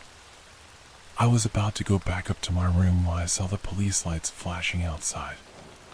They rang my doorbell and started asking me questions. "Have you seen anything disturbing recently?" "Well, I think some kids are playing a prank on me, but not really." What was I supposed to say to him? When I asked him why he'd come, he responded by telling me that the neighbor had called in, saying she'd seen something horrible standing at my door. No descriptions beyond that, just something horrible. The cop eventually decided that the woman was just off her rocker, but told me to call if anything else happened. I thanked him, and he left. The next day, I rang my neighbor's doorbell, hoping to get some answers. I could hear somebody moving around inside, but nobody ever came. Looks like she didn't want to tell me anything either. I relayed what happened to Laura, and she was understandably shocked. If this was a prank, then there was no way she wasn't going to call it off at this point. This brings me to yesterday night. I can safely say now that this was never a prank. I was in a cab, coming home late after a night out at the bar with some work friends. As we pulled up to my house, I was preparing to drunkenly stumble out when the driver said something that froze my blood. "Who's standing at your door there?" I didn't turn to face what he was referring to. "Keep driving," I told him. He started to ask me what was going on, but I cut in immediately. "Just keep driving." But the guy just wouldn't go. "What did you mean, go?" "It's some kid. It's almost 1 a.m. What's he doing out here?" "Look, we have to call some." He stopped mid-sentence. My head was still facing away from whatever the hell was standing at my door, but I could hear the driver's breathing begin to tense. I heard him mutter before he slammed the gas. I barely had time to react, my head slamming into the seat as he took off. I looked over, witnessing his traumatized expression as he sped away. "What did you see?" I yelled at him. All that he responded with was incoherent babbling. At moments, I could make out no, didn't, see in his speech. I was so focused on trying to get him to talk that I didn't even notice where we were going. Suddenly, I felt the impact. He'd driven us off the road into a local wooded area. I'd put my seatbelt on, so I was mostly fine. The driver was knocked unconscious, though. I dialed 911 and told them what had happened. Well, not exactly what happened. Just something they would believe, that the driver had gone insane and driven us into a tree. At first, they set their suspicions on me. No surprise there. But that premise was wiped out when the driver woke up, babbling the same stuff he'd been babbling in the car. Nobody got any answers out of him. He remained in a petrified, incoherent state. They tested him for substances or alcohol, nothing. Eventually, he was whisked away for some psychological tests. While I was getting treated for my minor head wound, a detective visited me. He told me there were signs of a break-in at my house, called in at around 1:30 a.m. The window in my basement had been smashed, and my front door had been left wide open. In the morning, I went back and looked everything over. It was indeed a mess. My Xbox and laptop were on the ground, and the cash I'd hidden in my drawer looked like it had been thrown across my living room, with bills scattered everywhere. But with all that said, nothing had actually been taken. Beyond the window in the basement, nothing really needed to be fixed either. It looked as if whoever was here was in the process of stealing my stuff when they dropped everything and ran out the front door. That was the law enforcement's conclusion, anyway. Not very logical, but logic isn't something I expect at this point. I have a feeling that something else happened. Something far worse.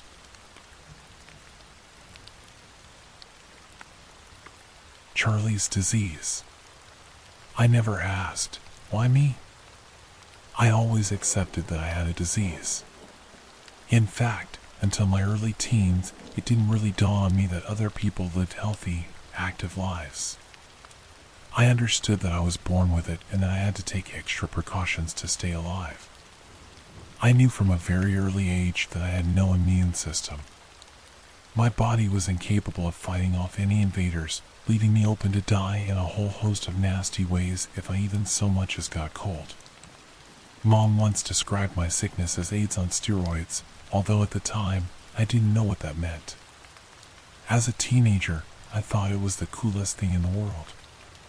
My sickness was so rare, Mom said they named it after me. Charlie's disease had a nice ring to it, I thought. For a kid with no friends, being immortalized in medical textbooks was a dream come true. I don't really remember much of the outside world. I guess when I was really young, I saw it. I have a picture of me as a young toddler, sitting on a swing in the park and flashing a toothless smile to the camera. It's on my nightstand, a humble reminder of what was. There are no more pictures of me outside after I turned around 2 or 3, which makes sense. Mom always says that's when my immune system got really bad. I'm sure most people can't fathom living for 18 some odd years in the same room, but it really wasn't so bad. I didn't remember any other life, and it's not like I was tortured. I was allowed to decorate my room as I pleased.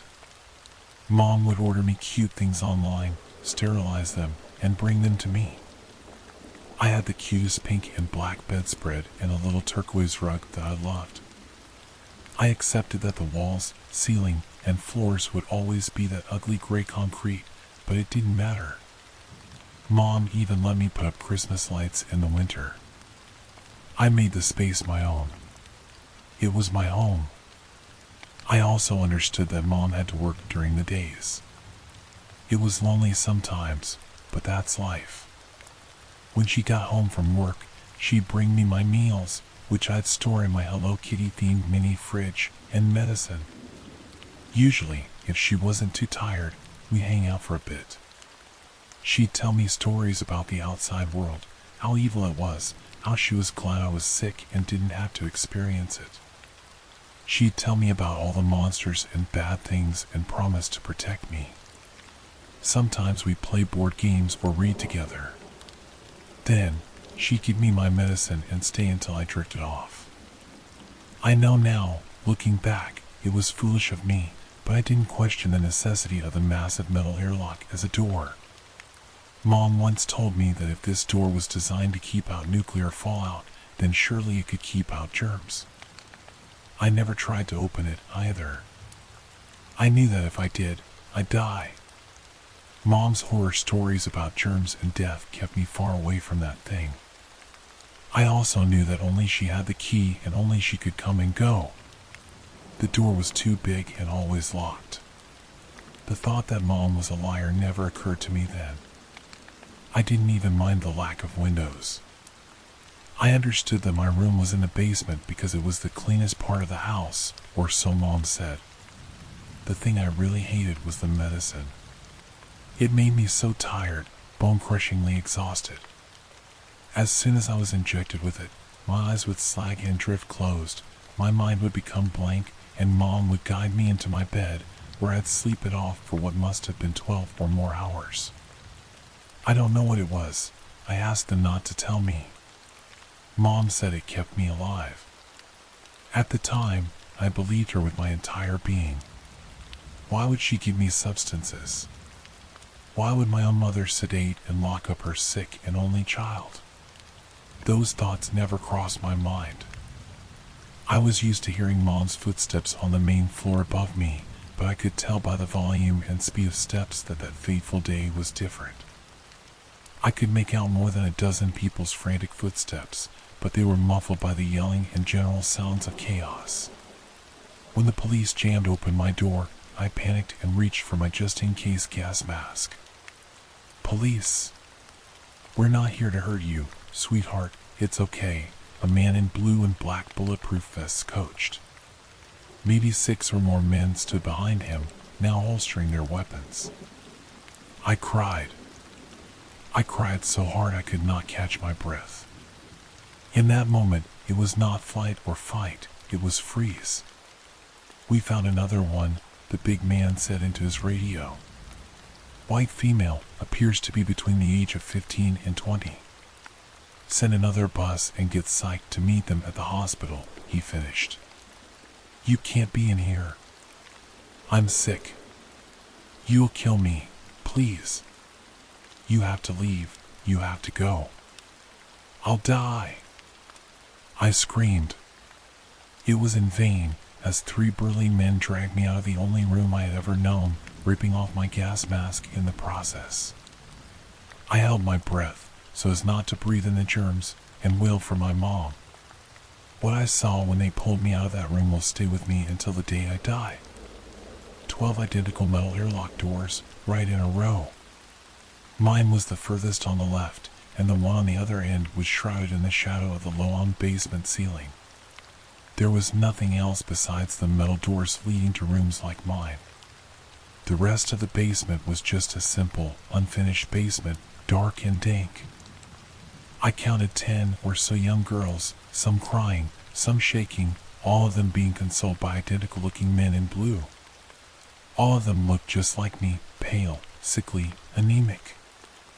I overheard one girl begging the cops to give her back her gas mask, saying she had Ruth's disease, an ultra-rare immune disorder that meant she had to stay in her room. I listened to the cop trying to console her, telling her she was safe, that she was rescued. I vomited. What the hell was going on? The cop kneeled down in front of me. You're safe now, he said. We'll take you to the hospital to check you out, but Christy has been arrested. She won't ever be able to hurt you again. I wanted to ask him who the hell Christy was and why he thought she was hurting me, but when I saw Mom in handcuffs, I knew she was Christy.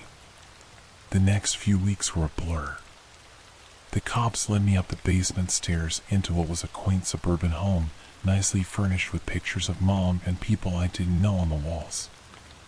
I was rushed into an ambulance. The next week was full of detectives interviewing me and social workers, so many social workers. I learned that I was never ill. I learned everything I needed to know about the world. I tried my best to ignore the news crews outside my window. Even the nurses didn't speak to me. They just gossiped quietly about me when they thought I couldn't hear them. One day, the social worker knocked on my door, letting in a woman I hadn't yet spoken to. She was short and thin, with pale skin and black curly hair. She looked nervous but excited.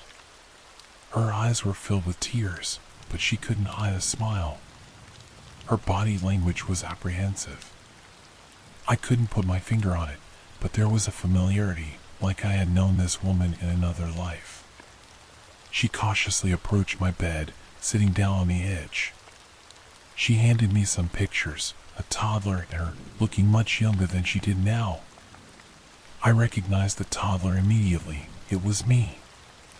I looked up from the photos, back at the woman. My jaw must have been hanging down to the floor. I had no words. She handed me a box of chocolate Teddy Grahams. These were your favorite, she started in a soft voice. I didn't know what you like now, but you eat these every day, she trailed off. I couldn't find my voice for what felt like minutes.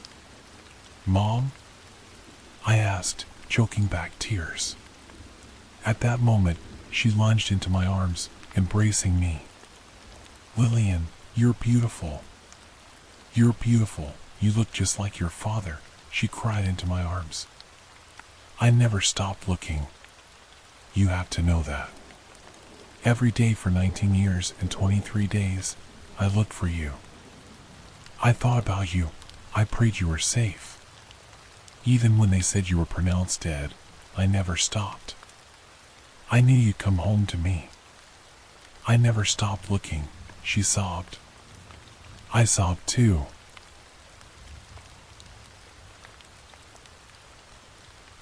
Don't play the Can You Hide game if it appears on your phone. You won't find it on Google Play or the App Store. There's nothing about the game on any public websites other than this cautionary post. It doesn't matter whether you're a good or a bad person. It indiscriminately chooses targets. The point is that you can't avoid the game. Nobody can.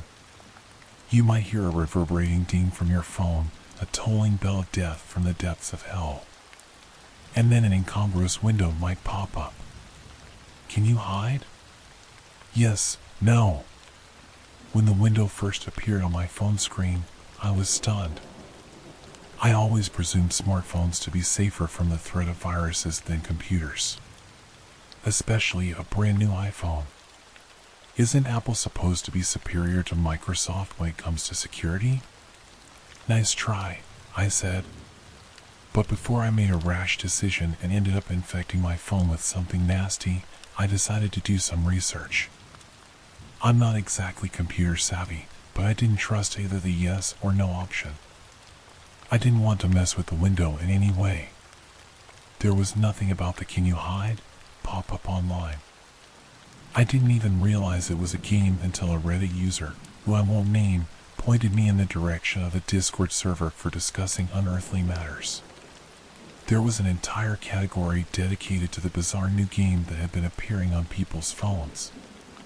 Clicking yes, apparently, commences a hide-and-seek game of unknown origin. I scrolled through the many Discord messages. I've removed the usernames. User 1, can anyone help me? Nobody seems to know anything about this game. My friend played it non-stop for a week, and then he went missing. That was 2 weeks ago. There are daily search parties, but I don't think they're going to find him. He said it wasn't really a game. He said he saw a face outside his window. User 2, you have to select no. User 3, I destroyed my phone after reading these messages. Haven't seen or heard anything unusual. User 4, I selected no, but I keep hearing creaks. And I don't think it's in my head. User 6, just leave the pop-up window open, guys. You don't have to select anything. User 5, what? For the rest of my life? What if something accidentally knocks it? User 3, destroy your phone. Like I said, it worked for me. User 6, until it pops up on your next phone. User 5, what if I just turn off my phone? That seems a little less dramatic than destroying it. User 3, your funeral. The more I read, the more anxious I felt. I had expected the pop-up window to be a virus, but everybody was telling ghost stories. Stop being a superstitious baby, I told myself. That guy's disappearance had nothing to do with the game he was playing. Eventually, after a weekend of horrified contemplation, I opted for User 5's idea to turn off my phone. In fact, I took it a step farther and reset my phone to its factory settings. I met my friends, Corey and Tanya, in a local park on Monday afternoon. I'd planned to tell them about my experience, but they beat me to the punch. Why didn't you pick up your phone all weekend, Lee? Corey asked me. We were worried about you, man. We wanted to hang out on Sunday. I didn't fancy third wheeling. Some of us have to go to work on Mondays, I replied. Hey. I work. Corey protested. From a bathrobe in your bedroom, Tanya smirked. You're both just envious that I can scroll through Reddit and play games away from the watchful eye of my employer, Corey said. Speaking of games, Lee, have you played Can You Hide? My heart plummeted, and I felt as if Corey's words were cinder blocks, dragging my body through the floorboards. He's obsessed, Tanya sighed. He's been playing it every day since Tuesday.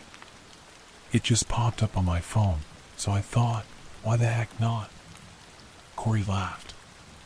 Tanya thought it must be a virus, but it's just a cool augmented reality game. Corey thrust his phone down on the wooden picnic table. It was already open on a game window, a map of our surrounding area. A small green marker indicated Corey's location in the park, and there was a small red marker moving along nearby roads. Once a day, from 2 to 4 in the afternoon, the game takes place. I have to hide. It tracks my location in the real world, so I have to keep moving. I wanted to delay coming to the park, but I don't think the Red Seeker will find me here. Besides, it's 10 to 4. Nearly made it, Corey said. What's the red marker that's searching for you? I asked, shuddering.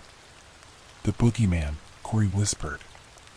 He laughed, and Tanya thumped him on the arm. You know that kind of talk makes Lee freak out, Tanya scolded. Corey shrugged, and the pair of them became absorbed in a different topic of conversation. They were tucking into their sandwiches, talking between mouthfuls, but I wasn't eating.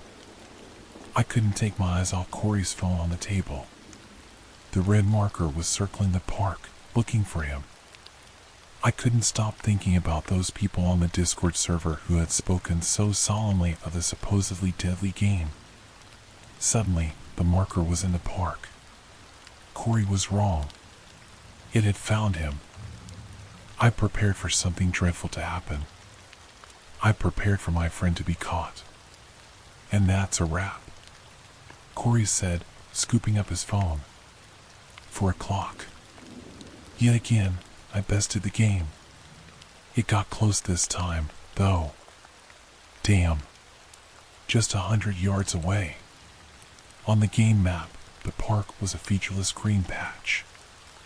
I could see Corey's green marker scarcely standing out from the grass, and I could see the red marker northeast of our location. The victory box read, "You avoided the creeker by 121 yards. You can hide." Tanya groaned and mumbled about Corey's game addiction, and the two of them resumed their conversation.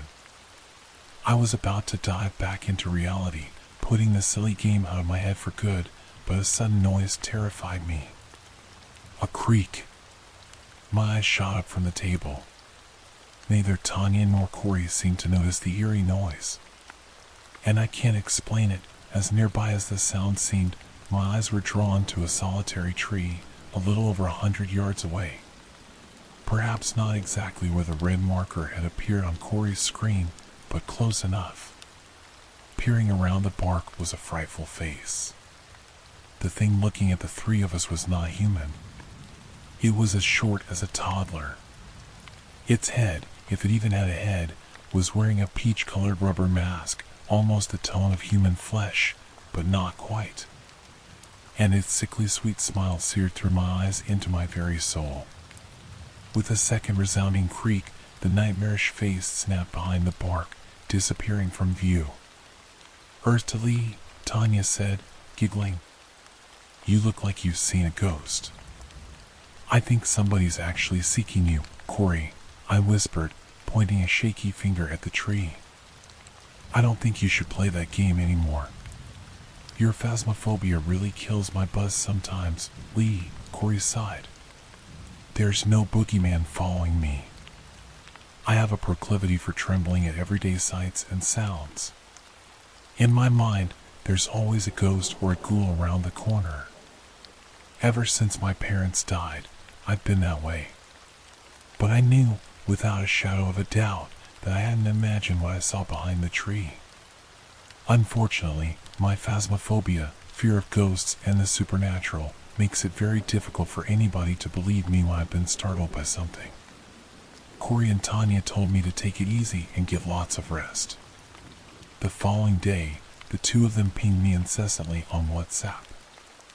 I was still reeling from the terrifying thing I'd seen behind the tree. Transfixed by terrible thoughts, the workday flew by. I was starting to believe that maybe I'd become unwell. Perhaps I'd suffered a psychotic break. Not so. Around 6:30 in the evening, on my drive home from work, Tanya called me. I answered via my car's dashboard. "I'm driving right now, Tanya," I said. "What's dash?" I trailed off when I heard my friend bawling her eyes out on the other end of the phone. "It's in the house," she whispered. The game started playing. "It's later than usual." "Slow down," I replied. "What's happening?" "The game started at 6, Tanya tearfully explained in a fragile whisper. "I think you were right, Lee. I think someone's actually seeking us. We saw a horrible face at the window, and then there were creaking sounds in the house. We're hiding in the attic. Corey's pulled the door up, so we don't think dash. Have you called the police?" I interjected, heart pounding. "They're on the way," Tanya said. 15 minutes. If we can." "What?" "It's Lee." "No, I feel safer with someone on the other end of the..." "Okay." Corey wants me to hang up. He wants us to be quiet. "Okay, I understand," I shakily replied. "Just make sure dash." No, Tanya whimpered. I didn't need to ask what had frightened her. I heard it too. A creak in the attic. It sounded so clear and, once again, so near. So nightmarishly near that I snapped my neck around to make sure the rubber-faced demon wasn't in the back seat of my car. It wasn't. At that point, I decided not to go home. I diverted to Corey's house. An 8-minute journey. Barely any quicker than the police. "How did it even get in here?" Tanya whispered. "I didn't even see the door open." "It's not in it," Corey scoffed, though he spoke with a quivering voice. "He's just a child, and he needs to leave our home." "What the hell is that?" Tanya screamed. "Please dash," Corey began to plead. The screams of my two friends were deafening. I was so fixated on reaching the house that I didn't hang up the call. It was only as I tore onto Corey's driveway, mere minutes before the police, that I realized I'd been listening to sounds of squelching, snapping, and, most hauntingly of all, creaking. I barged down the front door and ran up to the attic. I expected to find a sickening scene of mutilation, but the space was empty. Corey and Tanya were gone. The police had questions for me, of course, but my alibi was airtight. The 999 call was made before I even left the office, and traffic camera footage corroborated the fact that I was on the road whilst the intruder terrorized Corey and Tanya. Missing persons. That's the verdict. I don't understand what the game wants. I don't know where the missing people go. All I know is that resetting my phone wasn't enough. On my drive home, after a long night of tears and police questioning, I could swear I caught a glimpse of a peach-colored mask peeking around a postbox. And then, as if to confirm that menacing thought, there was a notification on my phone. That unmistakable ding of hell. The message displayed on my car dashboard. "Can you hide?" "Yes, no." I moaned in horror, and that was what damned me. My car uses voice recognition, and it somehow registered my terrified vocal reaction as an answer. You selected no. Perhaps I've chosen the safer of the two options. I know many of the Discord users suggested no, but I can't stop thinking about what I read on that server. I selected no, but I keep hearing creaks. I haven't heard anything yet, and the game hasn't started playing. But Corey didn't seem to hear the creak when he was playing the game. Maybe, like him, I've just been missing it. I'm terrified of the creaker. I'm terrified of where he might take me.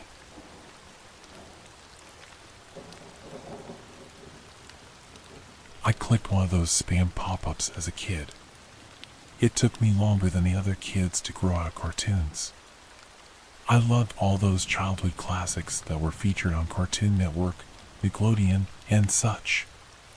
It's funny, if you go on any nostalgic blogs nowadays, you'll see people acting like they always loved cartoons, but I bet there was a time they denounced their love just to seem cool. Anyway, this carried over when I was in my early years of high school and bored in IT class. Everyone was just doodling away on paint, playing flash games, or reading random pages found on the web. We had one of those teachers who never really cared about what we did as long as the work was done. My favorite cartoon at the time that I was binging was Batman, the animated series. Out of boredom, I was just searching random things on search engines. First, I typed in Batman, the animated series trivia, which came up with a plethora of random facts about the show. I then found some little interviews about the behind the scenes and making of, which were pretty interesting. After hearing the same facts over and over, though, I changed things up a bit. I decided to search for fan sites to see what others thought of the show. First, I found some popular blogs sharing fan fictions and theories. I even found a few hate pages, which peeved me. But alas, I eventually fell into a monotonous grind through the pages of search results. I eventually hit the double-digit figure of search pages, which is when you find the more bizarre and less relevant pages. I came across some roleplay forums, illegal streaming sites of the show, and even a fanatic who acted out episodes in costume. I was just mindlessly clicking through these until I hit a generic, albeit amateur-looking, fan page. It had a generic spiel about how they loved the show, and there were pages of commentary written down on an episode-by-episode basis. I was curious, but as I was getting into things, a pop-up came up. You have been selected for a chance to win £100,000. Obviously, I had been warned by my parents to be cautious about things that are too good to be true. But I was also at that age where I felt I was destined for something special, and this could be it. I hesitantly clicked on it, and it led to a little questionnaire, one question at a time. First, it asked a generic question about Batman.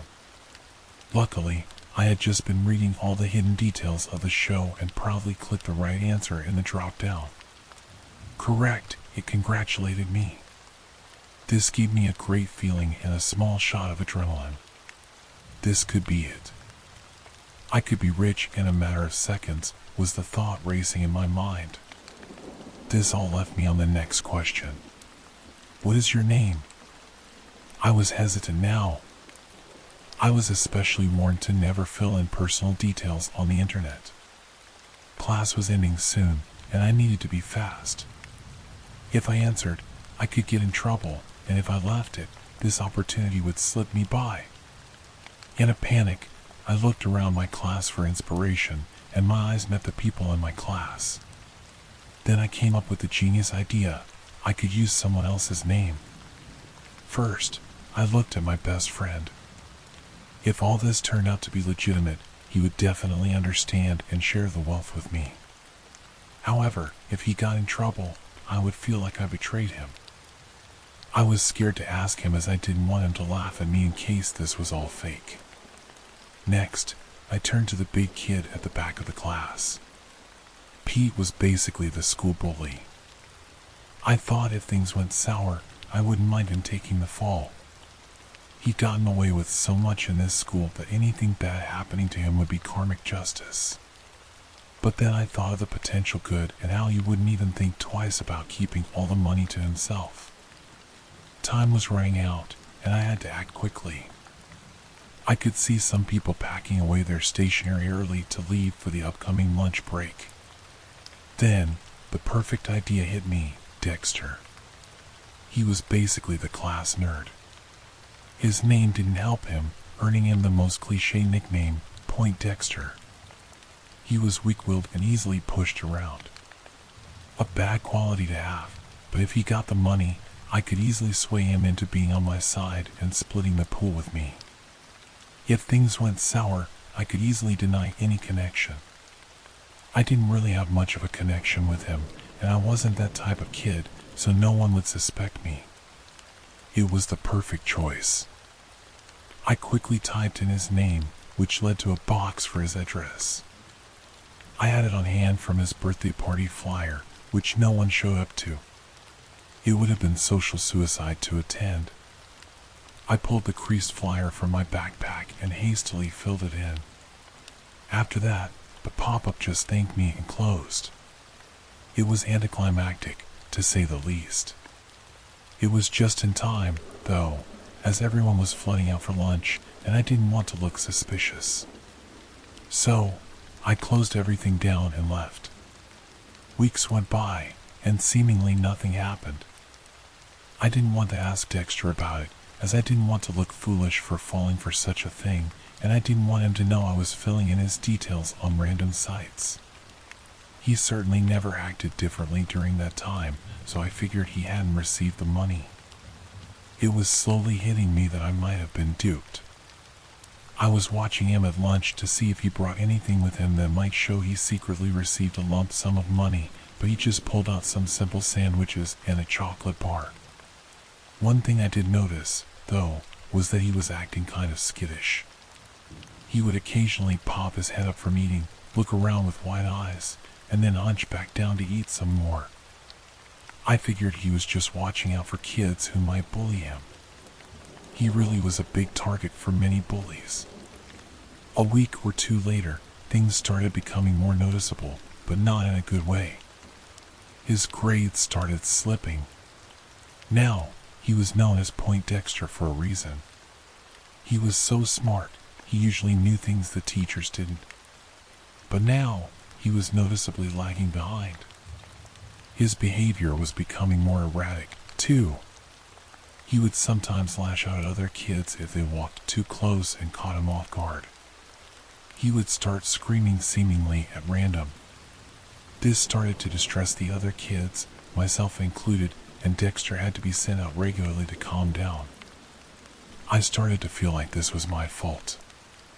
I put together that this all started after I filled in his details on that pop-up. I nonchalantly brought it up to my mom, the behavior, not the pop-up, and she gave me an interesting explanation. As lightly as possible, she told me he's a little different. She explained that he might act oddly from time to time because he had mild autism. I later learned he was diagnosed on the cusp of the spectrum, where he could attend school with the regular kids, which is an offer his parents took up. This explanation was easy to stomach, and as bad as it sounds, I rejoiced inside, knowing it wasn't my fault. Time went by, and things got worse. He would show up to school exhausted and pale, with dark circles around his eyes. I no longer felt bad about the pop-up, I just felt sorry for his parents. I couldn't imagine what this was like for them. But I just accepted this as how things were. Eventually, his behavior got so out of hand that he had to be taken out of class regularly. Usually, he didn't make it past 10 minutes in class before needing to be sent out. It didn't matter anyway. All he'd do was stare out the window with his wide eyes until he started screaming and panicking. It was too disruptive to sort out every time it happened. It wasn't long before he stopped showing up completely. I asked my parents about it, and they were oddly quiet. I asked the other kids, but they said they had a similar response from their parents. We were simply and constantly told, "Don't worry." A week later, after more inquiries, all the parents, seemingly at the same time, started telling us that Dexter had been moved to a special needs school that could accommodate his condition. Some of the other kids didn't believe their parents, but the explanation was spread enough that it was eventually settled as truth. Now, the reason I'm telling you all this is because of what I found out recently. He didn't move. He was kidnapped. On his bed was a note left and scratched, barely legible writing that read, "Dexter is a greedy boy. Dexter is a greedy boy. Dexter is a greedy boy," over and over again. After he went missing, a silent search operation was conducted around the town to find him. While searching the industrial estate to see if he was hiding in an abandoned warehouse, they found his body. It had been stuffed with coins and notes recently stolen from a bank. There was also evidence of unspeakable things having happened to him, but you don't need me to describe them. It was decided to keep this information from the kids to prevent fear-mongering and trauma. Plus, telling the kids wouldn't have made us any safer. This wasn't a random kidnapping. There was plenty of evidence that it was premeditated, planned, and a one-off. However, no motive could be found. Except for what I know. I think I may have gotten my classmate killed.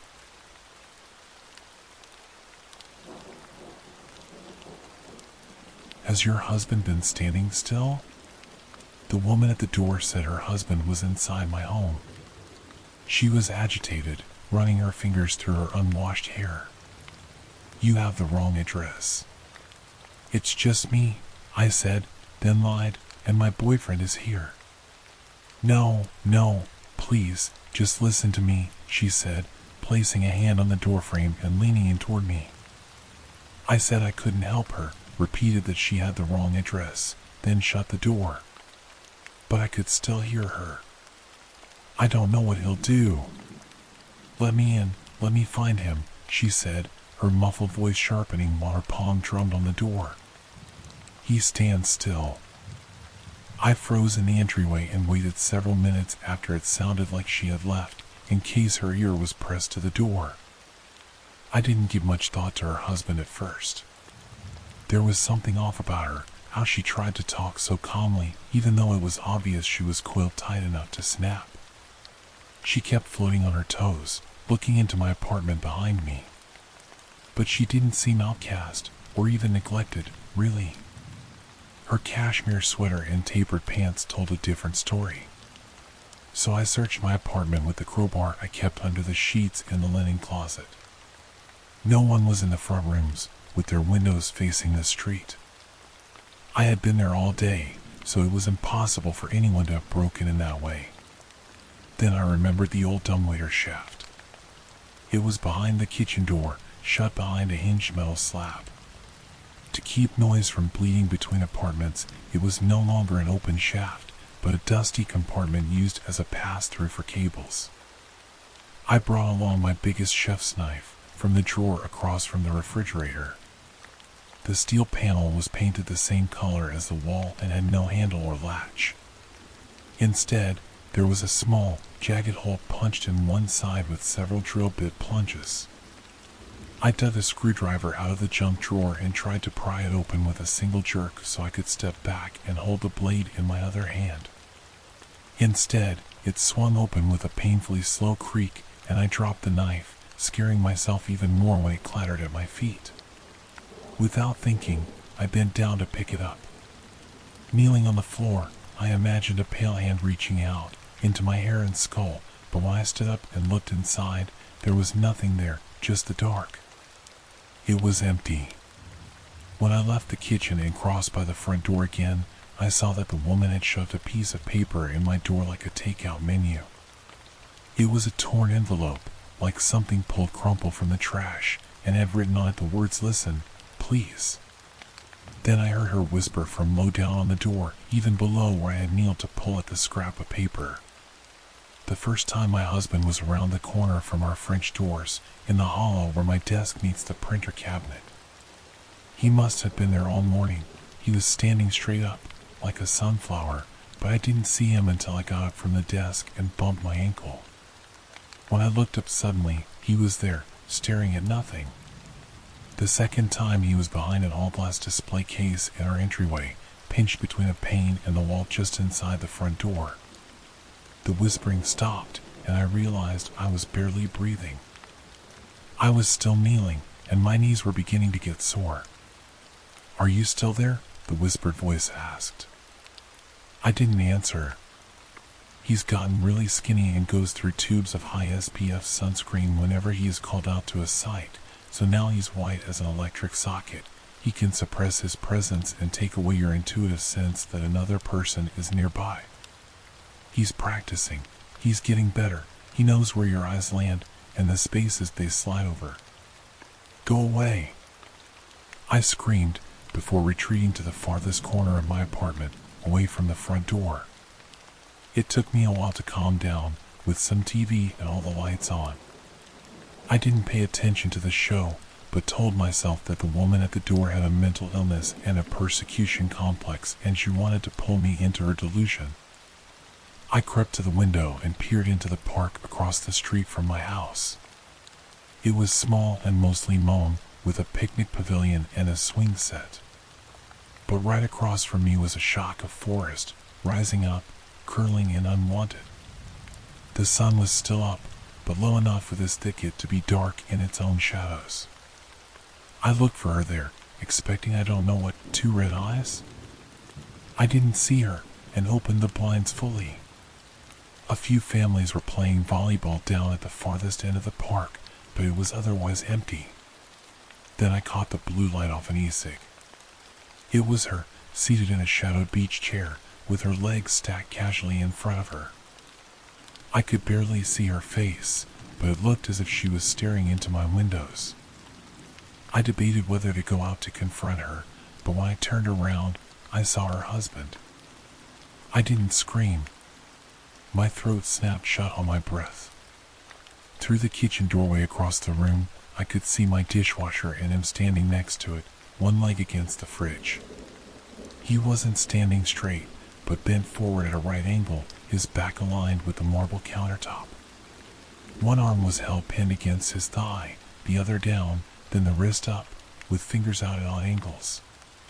His face pointed forward, aligned atop his body like a bullet on a shell casing, with his eyes aimed to one side of me and far away. He wore an expression of rapture on a pale face. His lips were glittering red. He didn't move or react and showed no signs of being detected. But I still expected those eyes to swivel and land on me. I didn't feel I could move or look away until they did.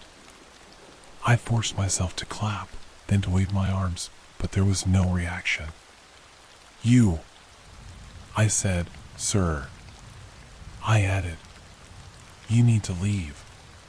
He didn't react, and it wasn't just as if he was ignoring me. There wasn't a tremor or breath. He stayed so still it was as if the whole world had frozen. I called 911, of course.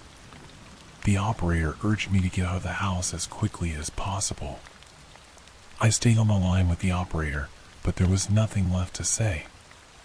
My only way out was past him. Acid filled my stomach. There was no way I could cross that room. I considered tossing something at him, or attacking him, but there was nothing more dangerous than a TV remote nearby. The operator said something about officers on the way, and my phone slipped from my hand in my rush to bring it back to my ear. My eyes never dropped from the husband, who didn't flinch when my phone crunched on impact, then clattered across the floor and under the couch. I lowered myself to my hands and knees and considered crawling over and reaching under until I realized it would put him out of sight. It was better to escape. Maybe I could crawl by him without touching him and he'd stay frozen. Or would he just grab me when I got close? I didn't have a choice. At the threshold between hardwood and tile, I looked down at my hands on the floor, and when I looked up, he was gone. But it was only for an instant, because suddenly I could see him again just in front of me. He hadn't moved. My eyes had let him go and struggled to find him again, like he wasn't where I had expected, or if I had somehow forgotten him. The arms holding me up shook so violently that I pitched forward, landing on the side of my face with a smack. I landed right at his feet, but didn't touch him. Pushing back on the heels of my hands, I rolled backward and slammed into the cabinet behind me, hard enough that I heard the fiberboard crack inside the door. I could crawl by him now, but first, I watched him for any sign of movement. He was in a khaki t-shirt that didn't quite match the wood cabinetry or stand out from the white refrigerator at his back. Nor were his dark pants much of a match for the brushed chrome of the dishwasher, though I could see he had a sliver of something shimmery silver, like a lanyard loop, hanging out from his pocket. I don't know how he could have disappeared from my sight, but he didn't seem to notice me. I strained to keep an eye on him over my shoulders as I crawled past, until I couldn't move slowly any longer. I scrambled to my feet, tumbling into a standing position, then into a headlong run, where I couldn't tell my heartbeats from the pounding of feet on the floor. After struggling with the lock, I finally squeezed through my front door and shut it behind me without looking back. The police came, searched my apartment, found no one. I tried to explain that he might still be there, that they just hadn't seen him. But they wouldn't come back in with me. They wouldn't search the park either. They were annoyed I wouldn't go back inside, but eventually left. I didn't have my phone and didn't know where to go, so I wandered out of my building in a daze. It was dark out now, but the night air felt good.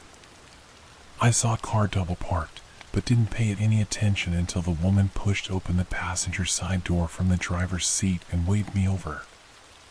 I'd be embarrassed to describe the horrible things I said to her. But she was calm and composed. She knew how to handle her husband standing still, and was nothing like the woman who first confronted me on my doorstep. I don't want to give her real name, so I'll call her Flora. "I'll teach you to see him," was the first thing Flora told me once I was able to listen. I didn't want to see him or to go anywhere with this person, but I didn't know what else to do. She drove me far outside of the city until I could see stars over a sprawling suburbia. Somewhere near the highway, where duplex condos faded into industrial parks, she turned into a multi-acre construction site. It was all blonde dirt, scraped and marked by bulldozer treads. At the center was a cinder block frame that might one day grow into a big box store. She turned off her headlights, and suddenly the feeling I had ignored, in favor of her serene understanding of my situation, could no longer be ignored. I was struck dumb with fear, my sore muscles protesting at being called back to alert. Had I met a couple working together? But she kept talking reasonably, kept her instructions simple, and I found no moment to protest. Instead, I followed her, even let her take me by the hand and pull me, in a circuitous path, out into the center of the standing blocks. She laid out a picnic blanket and urged me to lay on my back next to her with a friendly pat. Inside I was screaming. "We're in the middle of one of the dimmer meteor showers that doesn't get headlines," she said. "But we can see one every few minutes if we know how to look. Men who stand still," she told me, "can't be searched out like a bird among branches or a face in the crowd. That is a search for specificity. Even if you could live in a state of constant scrutiny, where every pixel of reality is examined, you would not often find these unmoving men. They slip into your scotoma and escape your attention because they are no longer objects to be found. There was one," she said, pointing to a part of the sky. "Did you see that one?" I hadn't. "Because you were darting around, looking for shooting stars," she said, "instead of looking at the surface of reality." Her husband had receded into the sky of her day-to-day existence, she said. When standing still, he wasn't an object to be found in space, but had shut down every part of himself to become permanent. She taught me to make my eyes flat, and to search without an idea of what I wanted to see. To see them, you can no longer want anything from the sky, she said. You have to deaden yourself to know what surrounds you. I laughed when I saw the first shooting star and forgot about my terrible day. Then there was another and another. Now, please, don't be afraid, she said, sitting up and placing her hand on my goose-pimpled forearm. I looked around with my meteor eyes. There were men standing in strange shapes, pressed against the cinder blocks, and standing in the mud at bent angles, and even across the street, holding themselves straight. I see them everywhere now, she whispered. There are so many of them standing still.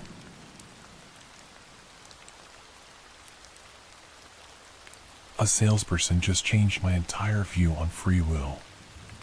Imagine opening your door to find someone who apparently knows everything about you. The guy looked as smug as I imagine a door-to-door salesperson would. Honestly, I didn't even know they existed anymore. It feels intrusive and somewhat old-fashioned, especially since this guy didn't stop ringing the bell until I finally opened the door. "Good day, sir. How is your morning going?" He was remarkably tall, with great posture, and had to look down at me as he spoke. Good, thanks." "Well, good to hear that. So, you don't have any problems with parasites yet, huh?" I gave him a confused look. "Oh, I'm sorry. You must not know. Did your parents not tell you?" I believe they would have mentioned it before heading off to Spain. "Oh, what a luxury, taking a vacation in January." I stood at the door with one foot outside, just to make sure he didn't decide to come in. I had 2 more meetings and was in no mood for a sales pitch. "I'm sorry, my parents didn't say anything about parasites. Did you have an appointment?" I didn't even question why he immediately assumed I was their son. But he was spot on. My parents had asked me to watch the house since I work remotely anyway. The man chuckled. "Oh, I'm awfully sorry. I've started this conversation in the weirdest way. I didn't even introduce myself. How silly. My name is Jonathan Musterman, and I work with Parasite Corp. Many neighbors have had recent problems in their houses, you see." "Oh, you're from pest control?" I raised an eyebrow. He definitely didn't look like someone ready to deal with pests. He shook his head vigorously. No. I don't want to kill anything in there. I'm simply here to drop off a sample, and if you like it, you can give me a call. Easy peasy. See if they find their way inside. I know you think I'm trying to sell you something you don't need, but you're simply wrong, Owen." Of course, he already knew my name too. I opened my mouth, but he cut me off. "Alright, I don't want to bug you any longer. I imagine you don't want your colleagues to wait too long." "What?" He started rummaging through his suitcase and pulled out a black envelope. "It's pretty much self-explanatory," Jonathan smiled. "Say hello to your parents when you talk to them." It was an odd way to start my morning, but I was just glad he was gone. Later that afternoon, the doorbell rang again, and I dreaded who might be behind it. I thought Jonathan was back to ask what I thought of his sample, which I hadn't even opened. To my surprise, it was a familiar face. "Mila." "Hey, Owen." She smiled and gave me a big hug. Mila was the daughter of our next-door neighbors, and we'd been close friends growing up. "My mom told me you're here. I meant to come by sooner, but I had some work to do. Can I come in?" "Yeah, of course." I was just about to close my laptop for the day. We walked to the living room and sat on the couch. "I didn't even know you were in town. How long are you staying?" I asked. Mila moved away after high school, so we only saw each other occasionally during holidays. She frowned. "Yeah, but I'm leaving again tonight. I have to leave really early tomorrow morning, but I might be back in a few days. So, you won't have to die of boredom." I have to admit, I was a bit disappointed. There weren't many people in town I was still in contact with. Well, I'm not all alone. Today, I got a really interesting visitor, I grinned. A guy from Parasite Corp. I told her about my weird encounter with Jonathan. Saying it all out loud made me realize how absurd it truly was. "Shoot, that guy bugs us all the time too," she exclaimed. "He's so creepy, always trying to find a way inside." I've never seen a truck or anyone else from his strange firm. Did he give you anything? Yeah, some sample, but I don't even know what it is. Throw it away. Her gaze turned serious, and her voice became stern, but I could hear a hint of fear. I can't explain it, but something about him is really wrong. Whatever he gave you, it's probably not good. He'll use it as a reason to come into the house, and you won't be able to get rid of him. I swallowed hard. I'm not a little kid, but suddenly, being alone in the house felt unnerving. Yeah, okay, I'll throw it out. To be honest, I wasn't planning on entertaining him again, but do you think he's dangerous? She shrugged. I don't know. It's just a feeling, but better safe than sorry, right? Mila ordered pizza, and we watched a movie until I nearly fell asleep. It was great seeing her again, especially since my days had been monotonous, same breakfast, same work, same routine. So, it was easy to notice irregularities. For starters, I forgot an entire workday. I woke up, logged into my laptop, and made breakfast. Then, I sat in front of the television until I got hungry again. I found some documentaries on YouTube and kept switching between them.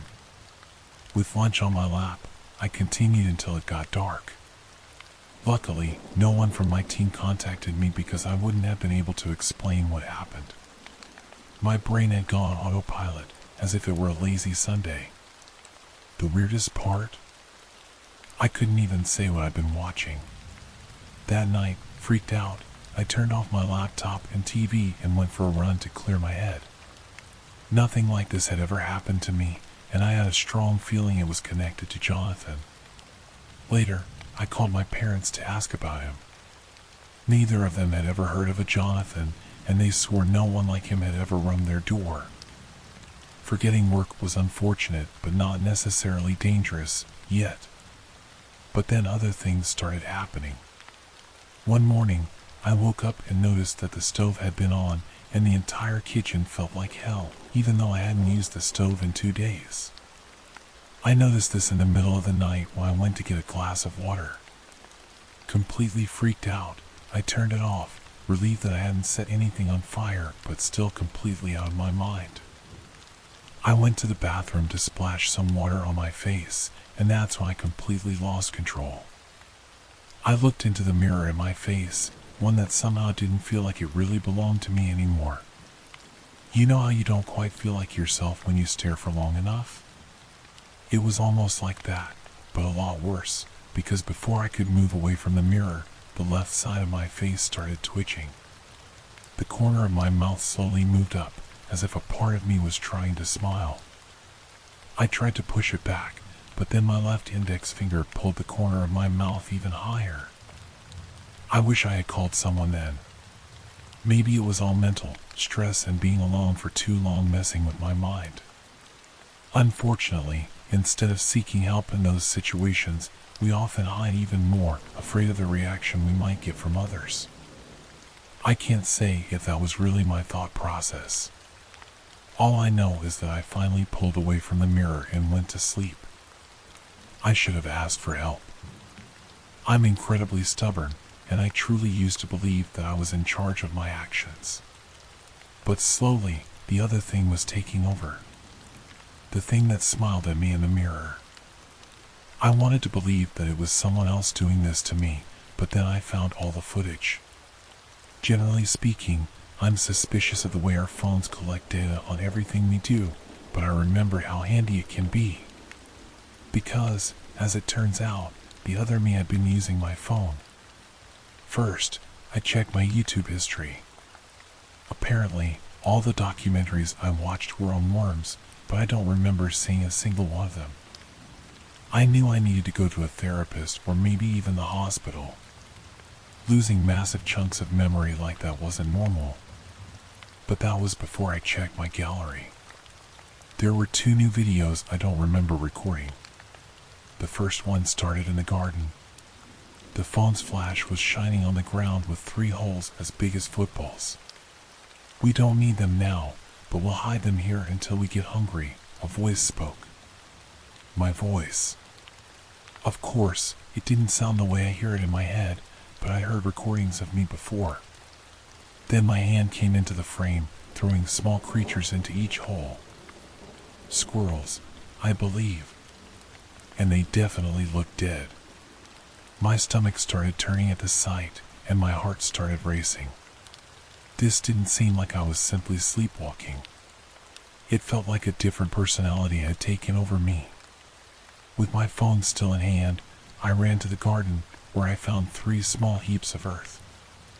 I couldn't bring myself to look into them, but I noticed a 4th hole, slightly bigger but seemingly unfinished, perhaps because of the shovel next to it.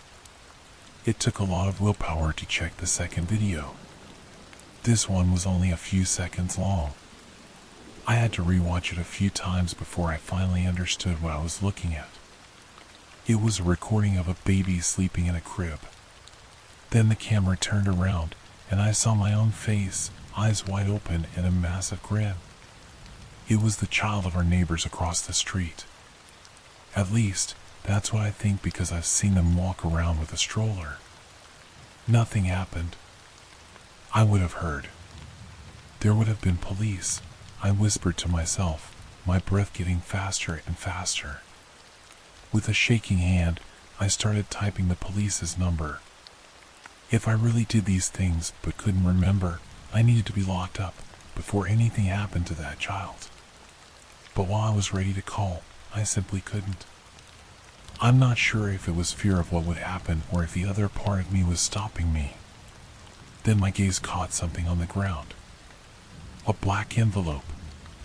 After Mila had freaked me out about Jonathan, I didn't want it to be inside anymore, even in the trash, so I threw it out into the garden. I ignored every voice in my head, picked up that envelope, and ripped it open. A round pill fell out, along with a white postcard with this written on it. Did you have a friendly visitor inside your house lately? Maybe a family member, a handyman, or possibly an old friend? And now think, do you really remember them? If not, give us a call before it's too late. And before they catch on, smiley face. On the other side was a phone number. My visitor was Jonathan, but as far as I know, he never came inside. And then it hit me. I ran inside, through the front door, and right to our neighbors. You might have guessed it by now, but they were really worried about me when I asked about their daughter Mila, who didn't exist. Before they catch on, I had 2 options: fight my thoughts and go to the police, risking arrest and being sent to a mental institution, or call the number. But it was entirely possible Jonathan orchestrated all of this, that he sent Mila. Oh boy, they got you so quickly. You should have opened the sample I gave it to you. You know I can assist, but I can't do everything for you. There he was, the smug salesman back at my door. This time, I had invited him, which, I realize, sounds incredibly stupid. But I had a feeling this was what I needed to do. Mostly because my gut was telling me not to, and I no longer believed my gut belonged to me. This is insane. What the hell did you do to me? I shouted, not caring if the neighbors could hear. Owen, I didn't do anything. I told you, there's a parasite infection going around. I'm here to kill them. This has nothing to do with you. Gosh, you people can be so self-involved. Right, so how do you know everything about me and my parents if you haven't been targeting us? I was so furious I wanted to punch this guy in the face, but I knew I'd regret it. Jonathan smiled. I have to know everything so I can notice irregularities. Now, you called me for help. Do you want it, or do you want to wait until you start getting a craving for human flesh? My head started spinning. Why would I trust you? This didn't happen until you came here. He shrugged. I came because you were new here. Easy target for them.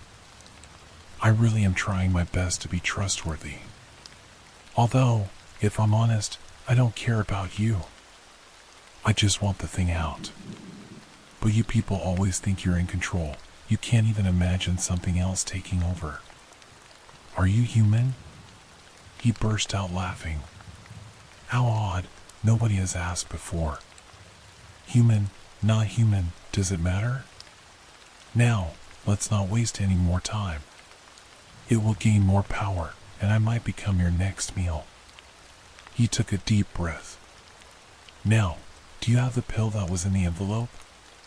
Jonathan pushed me aside and entered the house, closing the door behind him.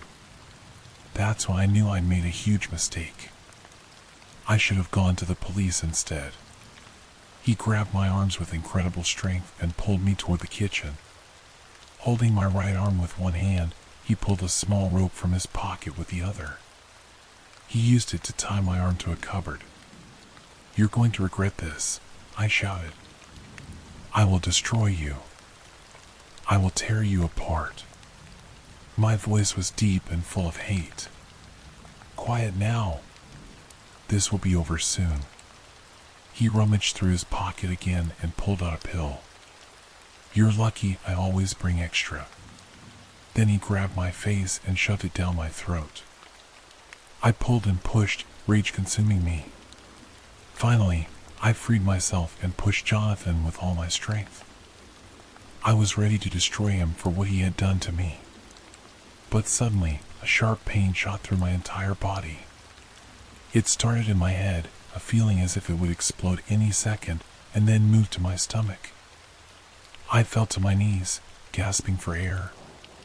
Then I felt it, slowly moving up my throat. I fought the urge to swallow because I knew whatever it was, it needed to come out. I still can't believe what I saw crawling out of my mouth, a slimy, black worm the size of my thumb. Jonathan spotted it immediately, grabbed it, and pulled it out of me. He poured some liquid over it that smelled like petrol, threw it into the sink, and set it on fire. The foulest smell imaginable filled the room until the vile creature was gone. My mind slowly started to recover. I don't know how long I sat on the ground. When you experience something unbelievable, your head needs time to catch up. I almost forgot Jonathan was there until he crouched down and handed me a glass of water. Clear again? I couldn't answer. You don't need to believe me, but I really didn't do this. And I'm not doing this out of the goodness of my heart either. I was hired to kill them. Finally, my voice returned. By whom? Oh boy, you don't want to know. These creatures are connected to a lot of other stuff going on in the world. What? He shook his head. I'm not supposed to talk about it. Trust me, there are things happening right now that you don't even want to think about. You live in one of the least messed up towns. I mean, have you ever heard of Towto, Agsbury, or Marville? Those places are screwed.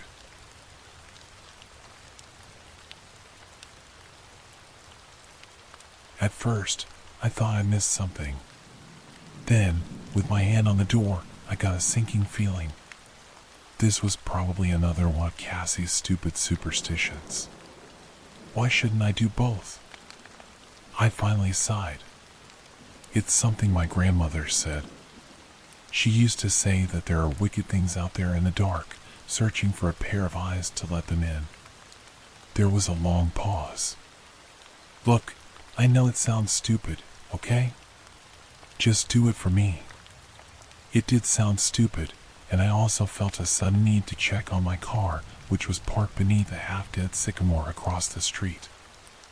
I figured Cassie would hear if I opened the door, but a quick peek out the long side window while I turned the key in the lock couldn't hurt, right? It was a weird night.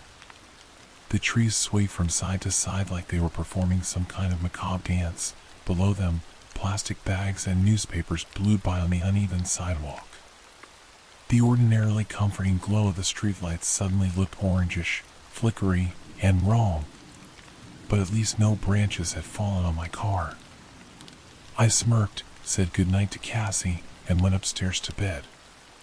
Maybe it's just my contradictory nature, but after Cassie more or less forbade us from looking outside when we locked the door, I started finding more and more excuses to do so. I had to check for a package. I'd left a drink on the porch. I wasn't sure if I'd left the outdoor lights on or not. They all came down to the same thing, trying to figure out just what it was about that evening ritual, so familiar to everyone I knew, that had Cassie so spooked. One's theory was that the grandmother story was made up, and that Cassie had been attacked while checking outside her door. Paul, who wasn't exactly a sensitive soul, assumed that she had some kind of mental disorder. I couldn't care less how crazy she is, he sneered one night, while Cassie was out, as long as she pays her share of the rent on time. The problem was, Cassandra seemed less and less crazy to me with each passing day.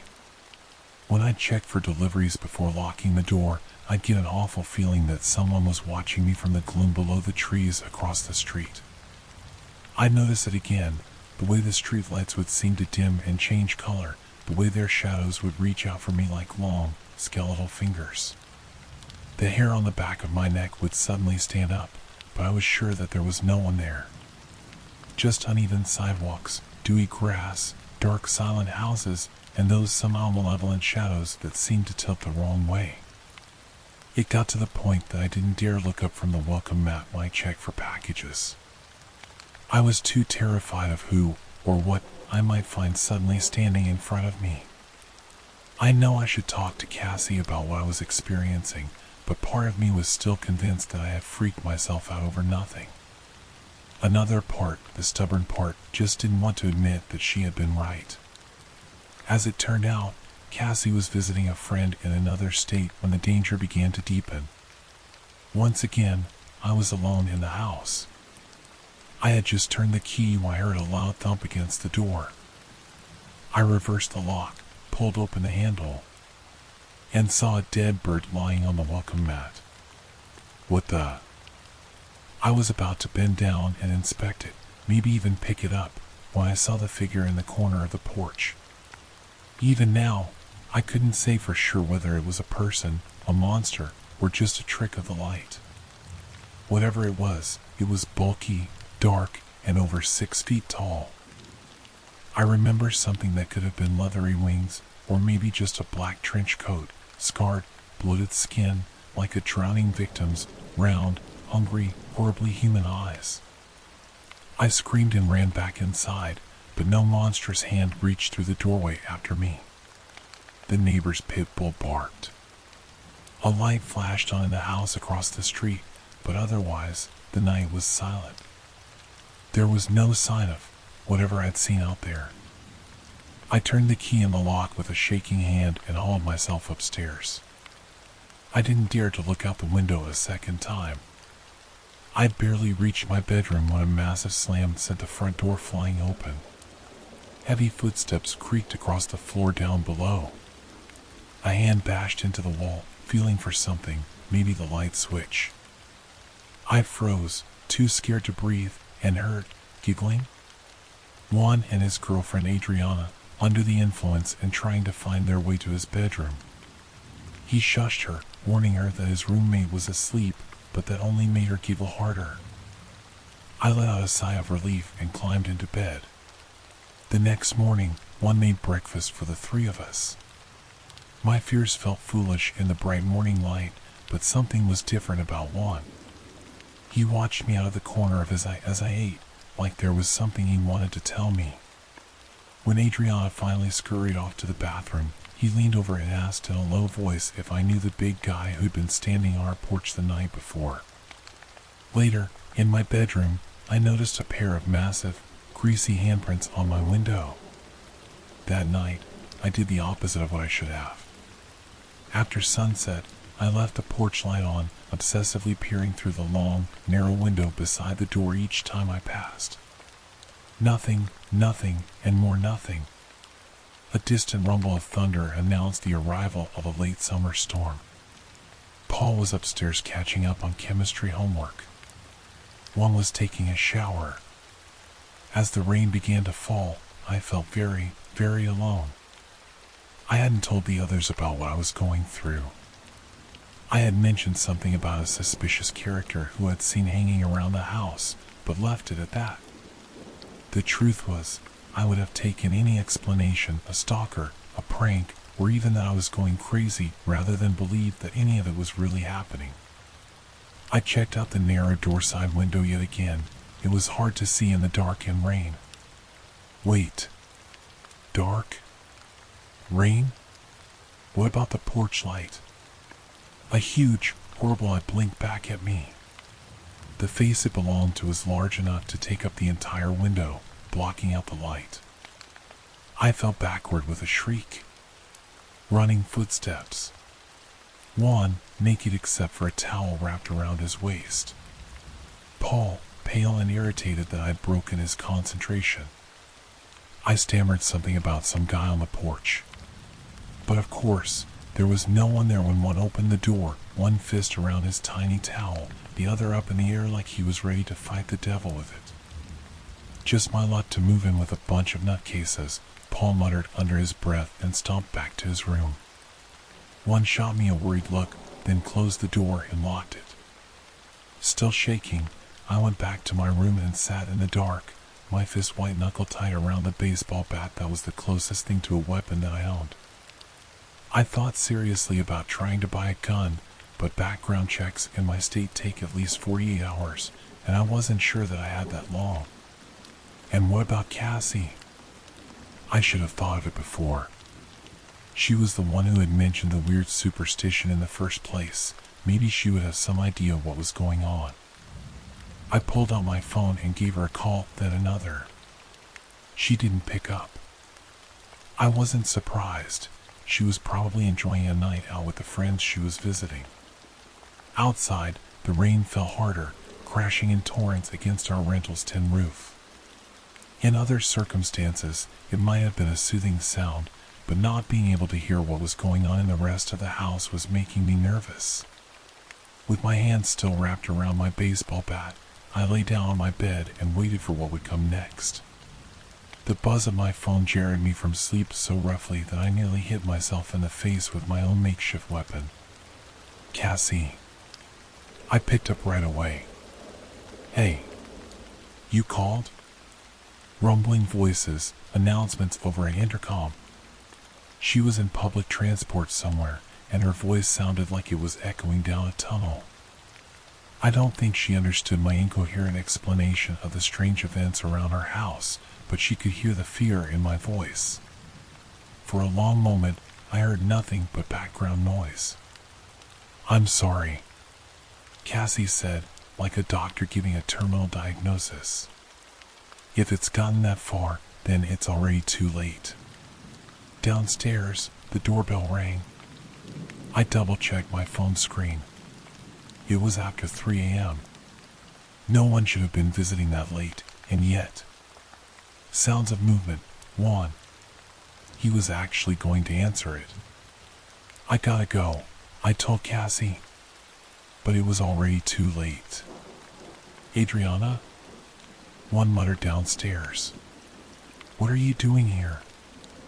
I couldn't see what was happening, but I could imagine it. One, half asleep, a dark shape that looked like his rain-drenched girlfriend shivering on our porch, lit only from behind by streetlights. He opened the door just as I shouted out a warning. 2 heartbeats later, it swung shut on its own. We never saw him again. Cassandra didn't come back to the house after that. Her scanty, second-hand possessions were worth next to nothing and gave us no clue of who she'd been or where she'd come from. The college refused to help with our search. Her information was private. If there were no signs of foul play, she would simply be filed away with all the countless other students who had suddenly dropped out, with no notification, for reasons of their own. The local police, meanwhile, acted completely unconcerned about One's disappearance. During the smoke break they took on our porch, I overheard them joking about how my med student roommate had probably just been deported. I moved out too, of course. I cared more about avoiding the next horror that might happen in that house than I did about breaking a lease, and I crashed on couches until I found a free room. Paul continued living in the rental, muttering about broken promises and New Age crazies. Eventually, he got new roommates, and to the best of my knowledge, none of them ever looked out the window before locking the door. Since then, neither have I. There have been a few close calls. Sudden sounds that come from just outside my door, almost shocking enough to make me press my eye to the peephole. Other nights, the bell will ring the moment I slide the key into the lock, like something out there is teasing me. The worst, though, are the voices. Wands. An elderly woman who I can only assume was Cassie's grandmother. Voices that call my name sweetly from the dark, asking me if anyone's home. I'm a retired police detective. A suspect from an old case won't stop calling me. My cell phone rings on the table beside my armchair. It's him again. Just calling to check in, he sometimes says. I consider checking to see if the call recording application is up and running, but decide it isn't worth the trouble. I've tried to capture his calls dozens of times without success. When I play them back, I can hear my voice on the recording, but any response I receive is nothing but a wall of static. The call log on the phone never shows I received a call from him after we hang up. My cell carrier also has no records when I call to check. For an old man, his technology skills must be top-notch. When I retired from the force 6 years ago, he remained a suspect in my oldest and most frustrating unclosed cases. I call him the Mimic. He kills 3 victims once a month for 3 months, using the modus operandi of some of the most infamous serial killers in history. Once his cycle is complete, he vanishes for 9 months. The cycle would start over in a new city across the state. Sometimes he vanishes for a year or 2, but he always comes back. He never stops calling either. Tension mounts at my temples as I accept the call and put the phone to my ear. Hello.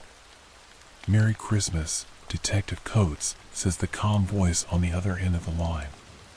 He calls multiple times a year, and I dread every one of them. His tone always sounds like that of an old friend. How have you been? Is retirement treating you well? I'm about the same as last time you called, I respond. May as well talk to him. If I don't, he will call back dozens of times anyway. Retirement isn't very restful knowing you're still out there. Maybe one of these days I can change that. Half a dozen state prisons would love to give you a cozy little room and 3 hot meals a day. I'll drop you off there myself. Just tell me where you are, Ollie Star. The voice on the other end of the line booms with gleeful laughter. His name is Ollie Star Lynch, I believe, though I can't be positive. A rare book dealer by that name vanished in 1986, the same year the Mimic claimed his first set of victims. Ollie Star liquidated his estate, drained his bank accounts, and disappeared without warning. How did I make the connection? I hate to admit it, but he told me himself. I was 2 years into my career and still had the new car smell of a rookie on my uniform. Dennis Garrison, a veteran detective, had drafted me into the investigation. During my first week, Ollie Star called and identified himself to me unexpectedly. By that point, he had been active for over 5 years, and we were no closer to catching him than we had been with his first cycle. Boredom, he told me, was his motive for identifying himself. He thought if we knew who he was, perhaps we could have provided him with more of a challenge. Bartholomew, he coos through the phone line. I told you where I was 2 years ago, and I tried my best to meet with you. All I asked was that you didn't call the police, but you didn't listen. Instead of discussing our bond face to face, I had to take care of the 2 police officers that you sent to the location. Why should I trust you again? You would just end up with more blood on your hands. A sour knot balls in my stomach at the mention of the fallen officers. 2 years prior, Ollie Star called and offered to meet me. He said he wanted to meet the man who had spent so many years tracking him and perhaps he would allow me to take him into custody. I wasn't to call the cops, or he wouldn't show. For years into retirement, my training still clung to the back of my mind like tar on a roof. Of course, I wanted to bag Alistair. The monster had evaded capture for the better part of 4 decades, but going alone to meet a self-confessed serial killer was madness. I knew I was past my prime. Even if I did manage to take him in, I had no authority. The arrest wouldn't stick. What if after all these years of chasing him, I botched the process, and the beast walked free? I decided to call the state police and give them the time and location. Better to let the young bucks handle the action. The officer taking the call was an old friend, Walter Dempsey. A hard-nosed detective himself, he was preparing to retire at the end of the year. Walter attempted to reassure me that someone was just playing a cruel joke on me, but I insisted that our prime suspect would be waiting there. Everyone at my old post knew about my phone calls. The lack of call logs or recordings made them skeptical, and I understood. Some cops don't take to retirement well. Can't let go of the job. They try and find ways to stay relevant with your old colleagues. Walter, for his part, thought that it may be some jerk kid prank calling me. A handful of the younger guys at the post thought my cheese was slipping off my cracker. Maybe they were right, but not about the calls. Nonetheless, Walter agreed to take a young patrolman named Vincent Harris with him to the location to do a walkthrough. It was a courtesy, he said, for my years of service. I found out later he didn't even enter it in the patrol log for the day. He didn't think enough of the tip to make the search official. No one knew where the 2 of them had gone. Hours after he was due to return my call, I still hadn't heard from him. My incessant calls and text messages went unanswered. In a panic, I called the patrol post, but none of them had heard from Dempsey or Harris in hours. Their shift had ended, but their patrol vehicles had never checked back in. All attempts to hail them on the cruiser radio went unanswered. After speaking with the post captain and telling them of my discussion with Dempsey, he dispatched 5 units to the derelict warehouse where Alistair Lynch had requested to meet me. Unlike Walter, they went heavily armed and in larger numbers. I still don't believe the captain thought I was telling the truth, but he was wise enough not to risk it. They found the patrol car outside. Inside, they found a bloodbath.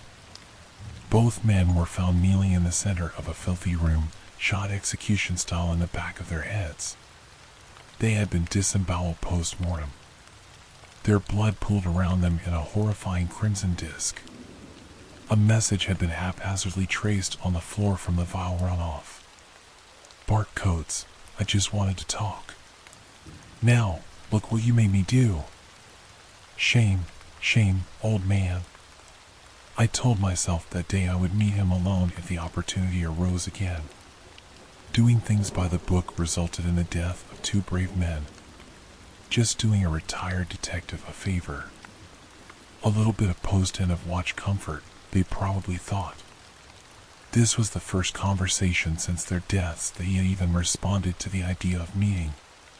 Sleep rarely comes at night anymore. When it does, ghastly images of Dempsey and Harris accuse me of sending them to their deaths. I have to make this work. I'll meet you, Alistair, I respond. Name the time and place. No cops. I won't bear the weight of another death. We're not young men anymore. I'm pushing 60, and you've got a decade on me. Aren't you getting tired? Silence from the other line fills my head. Alistair? I question. I'll meet you, just. Fine, Bartholomew, he says. Meet me at this address and we will have a little chat. Got pen and paper? I pull my car into the lot of a long-abandoned gas station 4 miles outside of town. A sign rattles back and forth in the breeze, advertising gas prices that haven't been seen in 20 years. A relic of times gone by, I think to myself. It's almost poetic of him to pick this place. It used to be useful years ago, but now it's just falling apart and taking up space. Like me. The pumps are crumbling away into flakes of rust. 2 large panel windows are caked with so much dust and dirt that my obnoxious headlights can't penetrate the darkness within. Everything here has been left to decay. A location that embodies the ravages of time. The bright sheet of yellow legal paper taped to the window stands out against the ruin like a lighthouse. Carefully, I step from the car and pat my side. My Glock 22 is nestled in the holster beneath my jacket. The sleek body of the weapon comforts me momentarily. I know I shouldn't be here, but finding a resolution to this is all I have left. By the end of the night, I'll have my man, or my man will have me. Either way, the phone calls will stop. As soon as I see the bastard, I'm putting a bullet in his head and another in his heart. One for Dempsey, the other for Harris. If I succeed, I'll put the empty casings on their gravestones. I slide the 22 from my holder and switch off the safety. Each step I take through the debris-ridden parking lot fills the quiet night air. Scanning my head from side to side as I approach the note, I see no trace of anyone or anything. The corpse of the gas station is abandoned aside from one old cop and that fluttering yellow note. My blood turns cold as I reach out and pull the note from the window. Flowing cursive fills the page. I can't help thinking what a steady hand he has for an older man. Bartholomew. If you're reading this, then you showed up just like the good detective I've always hoped you were. My apologies if you're disappointed not to find me here. I haven't backed out of our deal, but I wanted to be able to see you from far enough away to be sure you were alone this time. While it wouldn't upset me in the least to dispatch a few more of your old friends, I would much rather meet you face to face. As you read this, I'm watching you from a great distance down the road. Night vision scopes have come so far over the decades. Worry not. I wouldn't shoot you. What cowardly and anticlimactic ending that would be to our game of cat and mouse. Get back in your car and flash your high beams 3 times so I know you've read this letter. Wait until you see 3 flashes in return and then head down the gravel road in the direction of the light. If you continue past the beacon for 3 miles, you will see a hunting cabin. Come inside. You can bring your gun. I know you have one. It won't keep you safe. Your friend, Ollie Star Lynch. The smooth paper goes rigid and coarse as I ball it in my hand. Sitting down behind the wheel, I crank the ignition and the car roars back to life. Turning the light control knob 3 times, the field beyond the decaying gas station illuminates momentarily. Dry grass sways in the evening breeze, and the yellow eyes of nocturnal creatures reflect the unexpected blasts.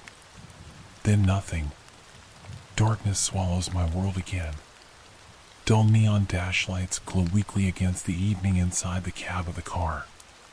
Sweat is dripping down the back of my neck. The night isn't overly warm, but I can feel the sick bastard gazing at me through his night vision apparatus. A brilliant beam of light shoots into the sky car in the distance and vanishes. Then a second before the darkness returns. Now a third. He's there. Shifting the car into drive, I pull my car back onto the gravel road and begin in the direction of the signal. Gravel peppers the bottom of my car like half-hearted buckshot as I creep down the winding path. The swaying grass and yellow eyes return to my field of vision as I roll slowly ahead. There are too many yellow eyes watching me. The hairs on my arm are standing on end as I look around the field of piercing gazes. It is almost as though this evil man has drawn every dark thing to him on this unsettling night. Yips and howls are filling the air. At first, they sound threatening, but slowly they begin to sound mournful. Like warnings in the dark. Turn back. It isn't too late. Death awaits you down this road. I pound my hands against the car horn and the high-pitched wail causes the yellow eyes to break and scatter. The field is dark again, tall grass swaying lazily. No more warnings. My car tires crunch in the gravel as I pull over to the spot where the light came from. On the ground, there is a floodlight, a night vision scope without a rifle, and a tattered paperback. Rolling it over with my foot, I see a crimson horse on the cover and bold yellow words hanging over its head. The Catcher in the Rye. While I was creeping slowly through the darkness, taking an account of my life, and pondering my precarious future, Ollie Star Lynch had sat in this spot reading a book. I laughed loudly. From the moment I left my house this evening until now, I've felt as though I were on a collision course with my ultimate fate while a murderous old man sat in the dark with a paperback. I kick the book into the high grass and slide back behind the wheel of the car. My mind flirts with the idea of picking up the night vision scope to try and spot Ollie Star in the distance, but I decide against it. Leaving it behind is smarter. If he manages to either kill me or escape, this will be the first physical evidence he has left behind in half a decade. No sense in leaving my prints all over it. I can feel my heart slamming against my chest as the car rolls on. It is still a long way off, but as my headlights bounce, they are catching the distant silhouette of a cabin. Alone on a small hill, it rests there like a small castle in the inky darkness. An evil man sits inside, I think, awaiting an audience with me. My mind races with a fearful survival instinct. Turn the car around. No, I'm too close. He would never agree to meet again if I leave now. This is no time for cowardice. He'll kill you. Is that what you want? You're no martyr, Bart Coates. He may, but I'll try to kill him first. And so what if he does? This is a trap. Do you really think he will let you take him to the authorities? No, truly I don't. It's too late anyway. My car creeps up a slight incline off of the gravel road and onto a packed dirt pullover. I'm here. The cabin is only 50 feet up the small hill. Shutters have fallen into the yard and dry rotted in the sun. All of the windows are broken out, leaving jagged glass teeth in the warped frames. Holes puncture the roof in a dozen spots and the rough-hewn wooden rafters droop beneath.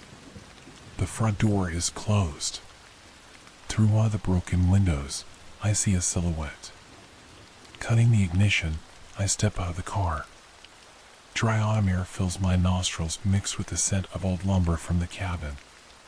The night is cool, but a chill permeates deep into my bones. Decades of work end up at a dilapidated cabin on a hill. A rusty squeal pierces my ears as the door of the cabin swings open. I level my .22 and fire 3 rounds into the center of the opening and wait. My heart races and I can feel my pulse in my ears. Struggling to focus in the dark, I can't tell if I hit him. Whoa there! Ollie Star proclaims. I thought we were going to talk. That is truly no way to start a conversation, my old friend. Alistair Lynch, I call. Step out of the house with your hands in the air. Fine, fine. He chirps. Have it your way, Bartholomew. Cross my heart, I'll do as you've asked. My eyes have adjusted to the darkness of the countryside now. The dark silhouette of a thin man fills the doorway. His arms, disturbingly long, reach so high they almost brush the frame. I exhale deeply and a cold sweat spills into my eyes as I pull the trigger 3 more times. Each bullet lands center mass, but Ollie Star doesn't even stagger. Sirens are blaring in my head to get in the car and leave, but I'm so close. I pull the trigger until there is nothing but a hollow click. Still, he stands in the doorframe, unmoved and uninjured. I told you your little toy wouldn't keep you safe, he says in a patronizing voice. I've met you here in good faith, yet you try and shoot me down like a bothersome animal. Shame, Bart. Shame. My mind reels and dizziness overtakes my vision. I can feel my stomach churn as my blood pressure skyrockets. I don't understand. There was no way I could have missed him. I'm feeling a bit angry, detective. Last chance to come inside and speak. If you want your answers, you had best come inside. I won't be here for long. If you continue to misbehave, you may not be either.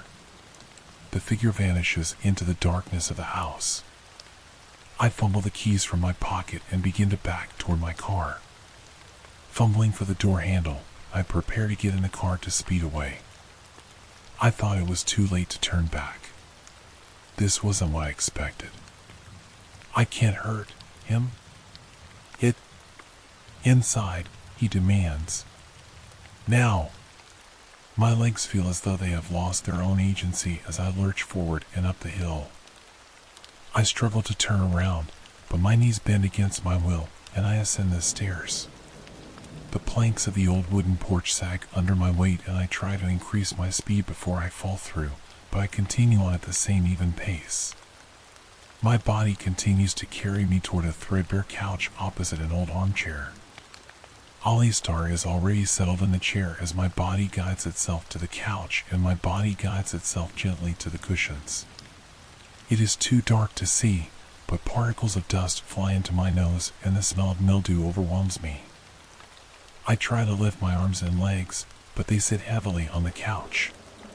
It feels like I'm a marionette without strings.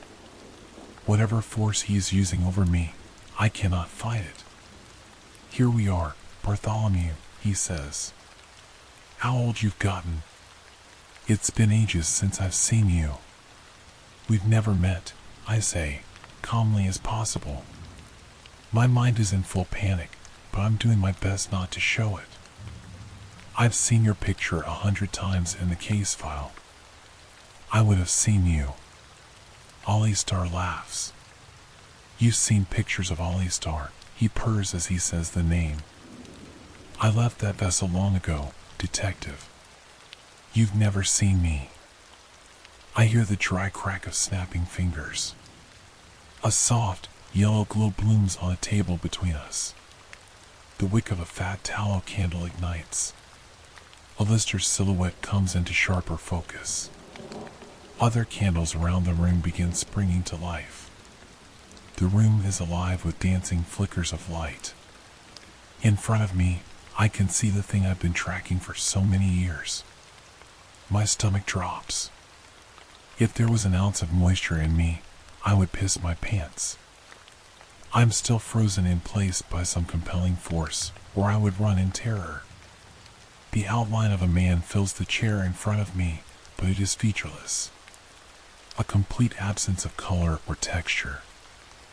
I would call it a living shadow, but the thing is somehow darker. The thing I've called Ollie Star Lynch isn't black. It is the absence of any light. Darker than the recess of any cave. There is simply nothing in the silhouette. What are you? I stammer. I simply am, Bartholomew, it says. The cool and collected voice of Ollie Star is gone. The thing sounds like thousands of voices speaking at once. There is no emotion in its words. I have always been. I always will be. Every man and woman will meet me one day, but few have spoken to me. Hot tears are filling the corners of my eyes. I want to speak. To ask it something. Anything. I'm afraid if I open my mouth, I'll vomit. Santa Muerte. King Yama. Thanatos. Moth. Humans have called me so many different things. The list is long but tiresome. I am Death, Detective Coates. Not a dealer of death, but death itself. No, I say. This is beyond my comprehension. I'm going mad. You're not. But I am, old friend, says the choir of voices. I've grown tired of my duties. Your kind has glorified the darkest amongst you. Bundy, Dahmer, DC, Gain. Their artistic flourishes in my work have fascinated me for some time. I've even reproduced their efforts for my own amusement, but I wish to be free of it. It stands from the couch and begins walking toward me. The light of life is beginning to flicker in you, Bartholomew.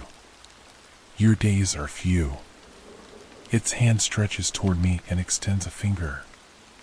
Slowly, it presses the tip against my forehead. My body spasms uncontrollably and I feel void of all warmth. To learn so much of death, one may become death, Bartholomew. When the last grain of sand in the hourglass of your life falls to the bottom, you will replace me. I awake in my bed in a pool of sweat. My clothes from the previous night are still on and I can feel my belt cutting into my waist. A dull throb emanates from the center of my head, so I head to the bathroom for some medicine. It's the middle of the night. I can't decide if everything was a terrible dream or a horrifying reality. But my head hurts so much. I flick the bathroom light on and walk toward the medicine cabinet. As I prepare to open it, my heart skips a beat while I look in the mirror. In the center of my forehead, there is a gray fingerprint. The whites of my eyes have gone black. No, not black. Void of light. Like a living shadow.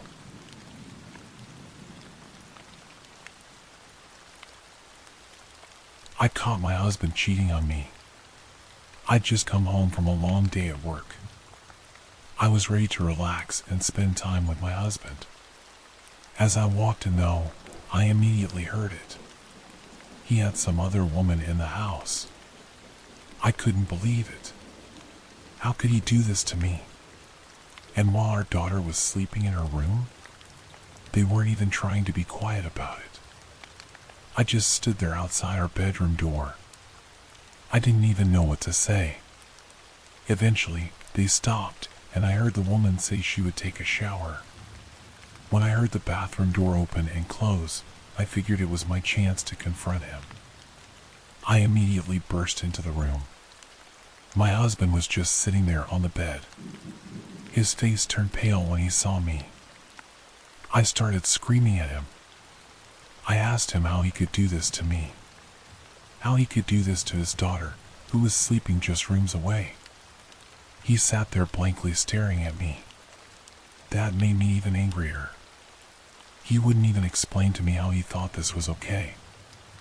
I told him I was taking our daughter and leaving. That seemed to jolt the life back into him. He instantly jumped up and told me to wait. Then, with a confused look, he asked me who I was. I thought it was some kind of stupid attempt to save himself.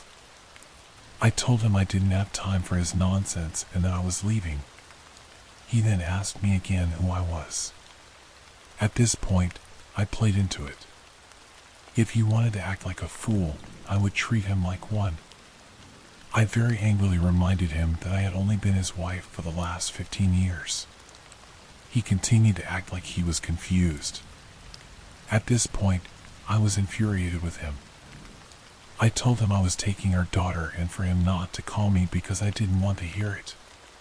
He told me not to touch her and to stay where I was. He then started moving backward towards our nightstand. He grabbed a gun and pointed it directly at me. I asked him if he had gone insane. He told me just to give him a second to figure things out. I pulled out my phone and told him I'd call the police. To my surprise, he said, "Please do." I looked at him like he was crazy. As I dialed 911, we both kept our eyes locked on each other. Then, I heard the shower stop. Even with everything going on, I was ready to confront the person who had stolen my husband from me and apparently made him go crazy. As the bathroom door opened and the steam cleared, I got a good look at her. The moment I saw her face, I froze in horror. The woman was a direct replica of me.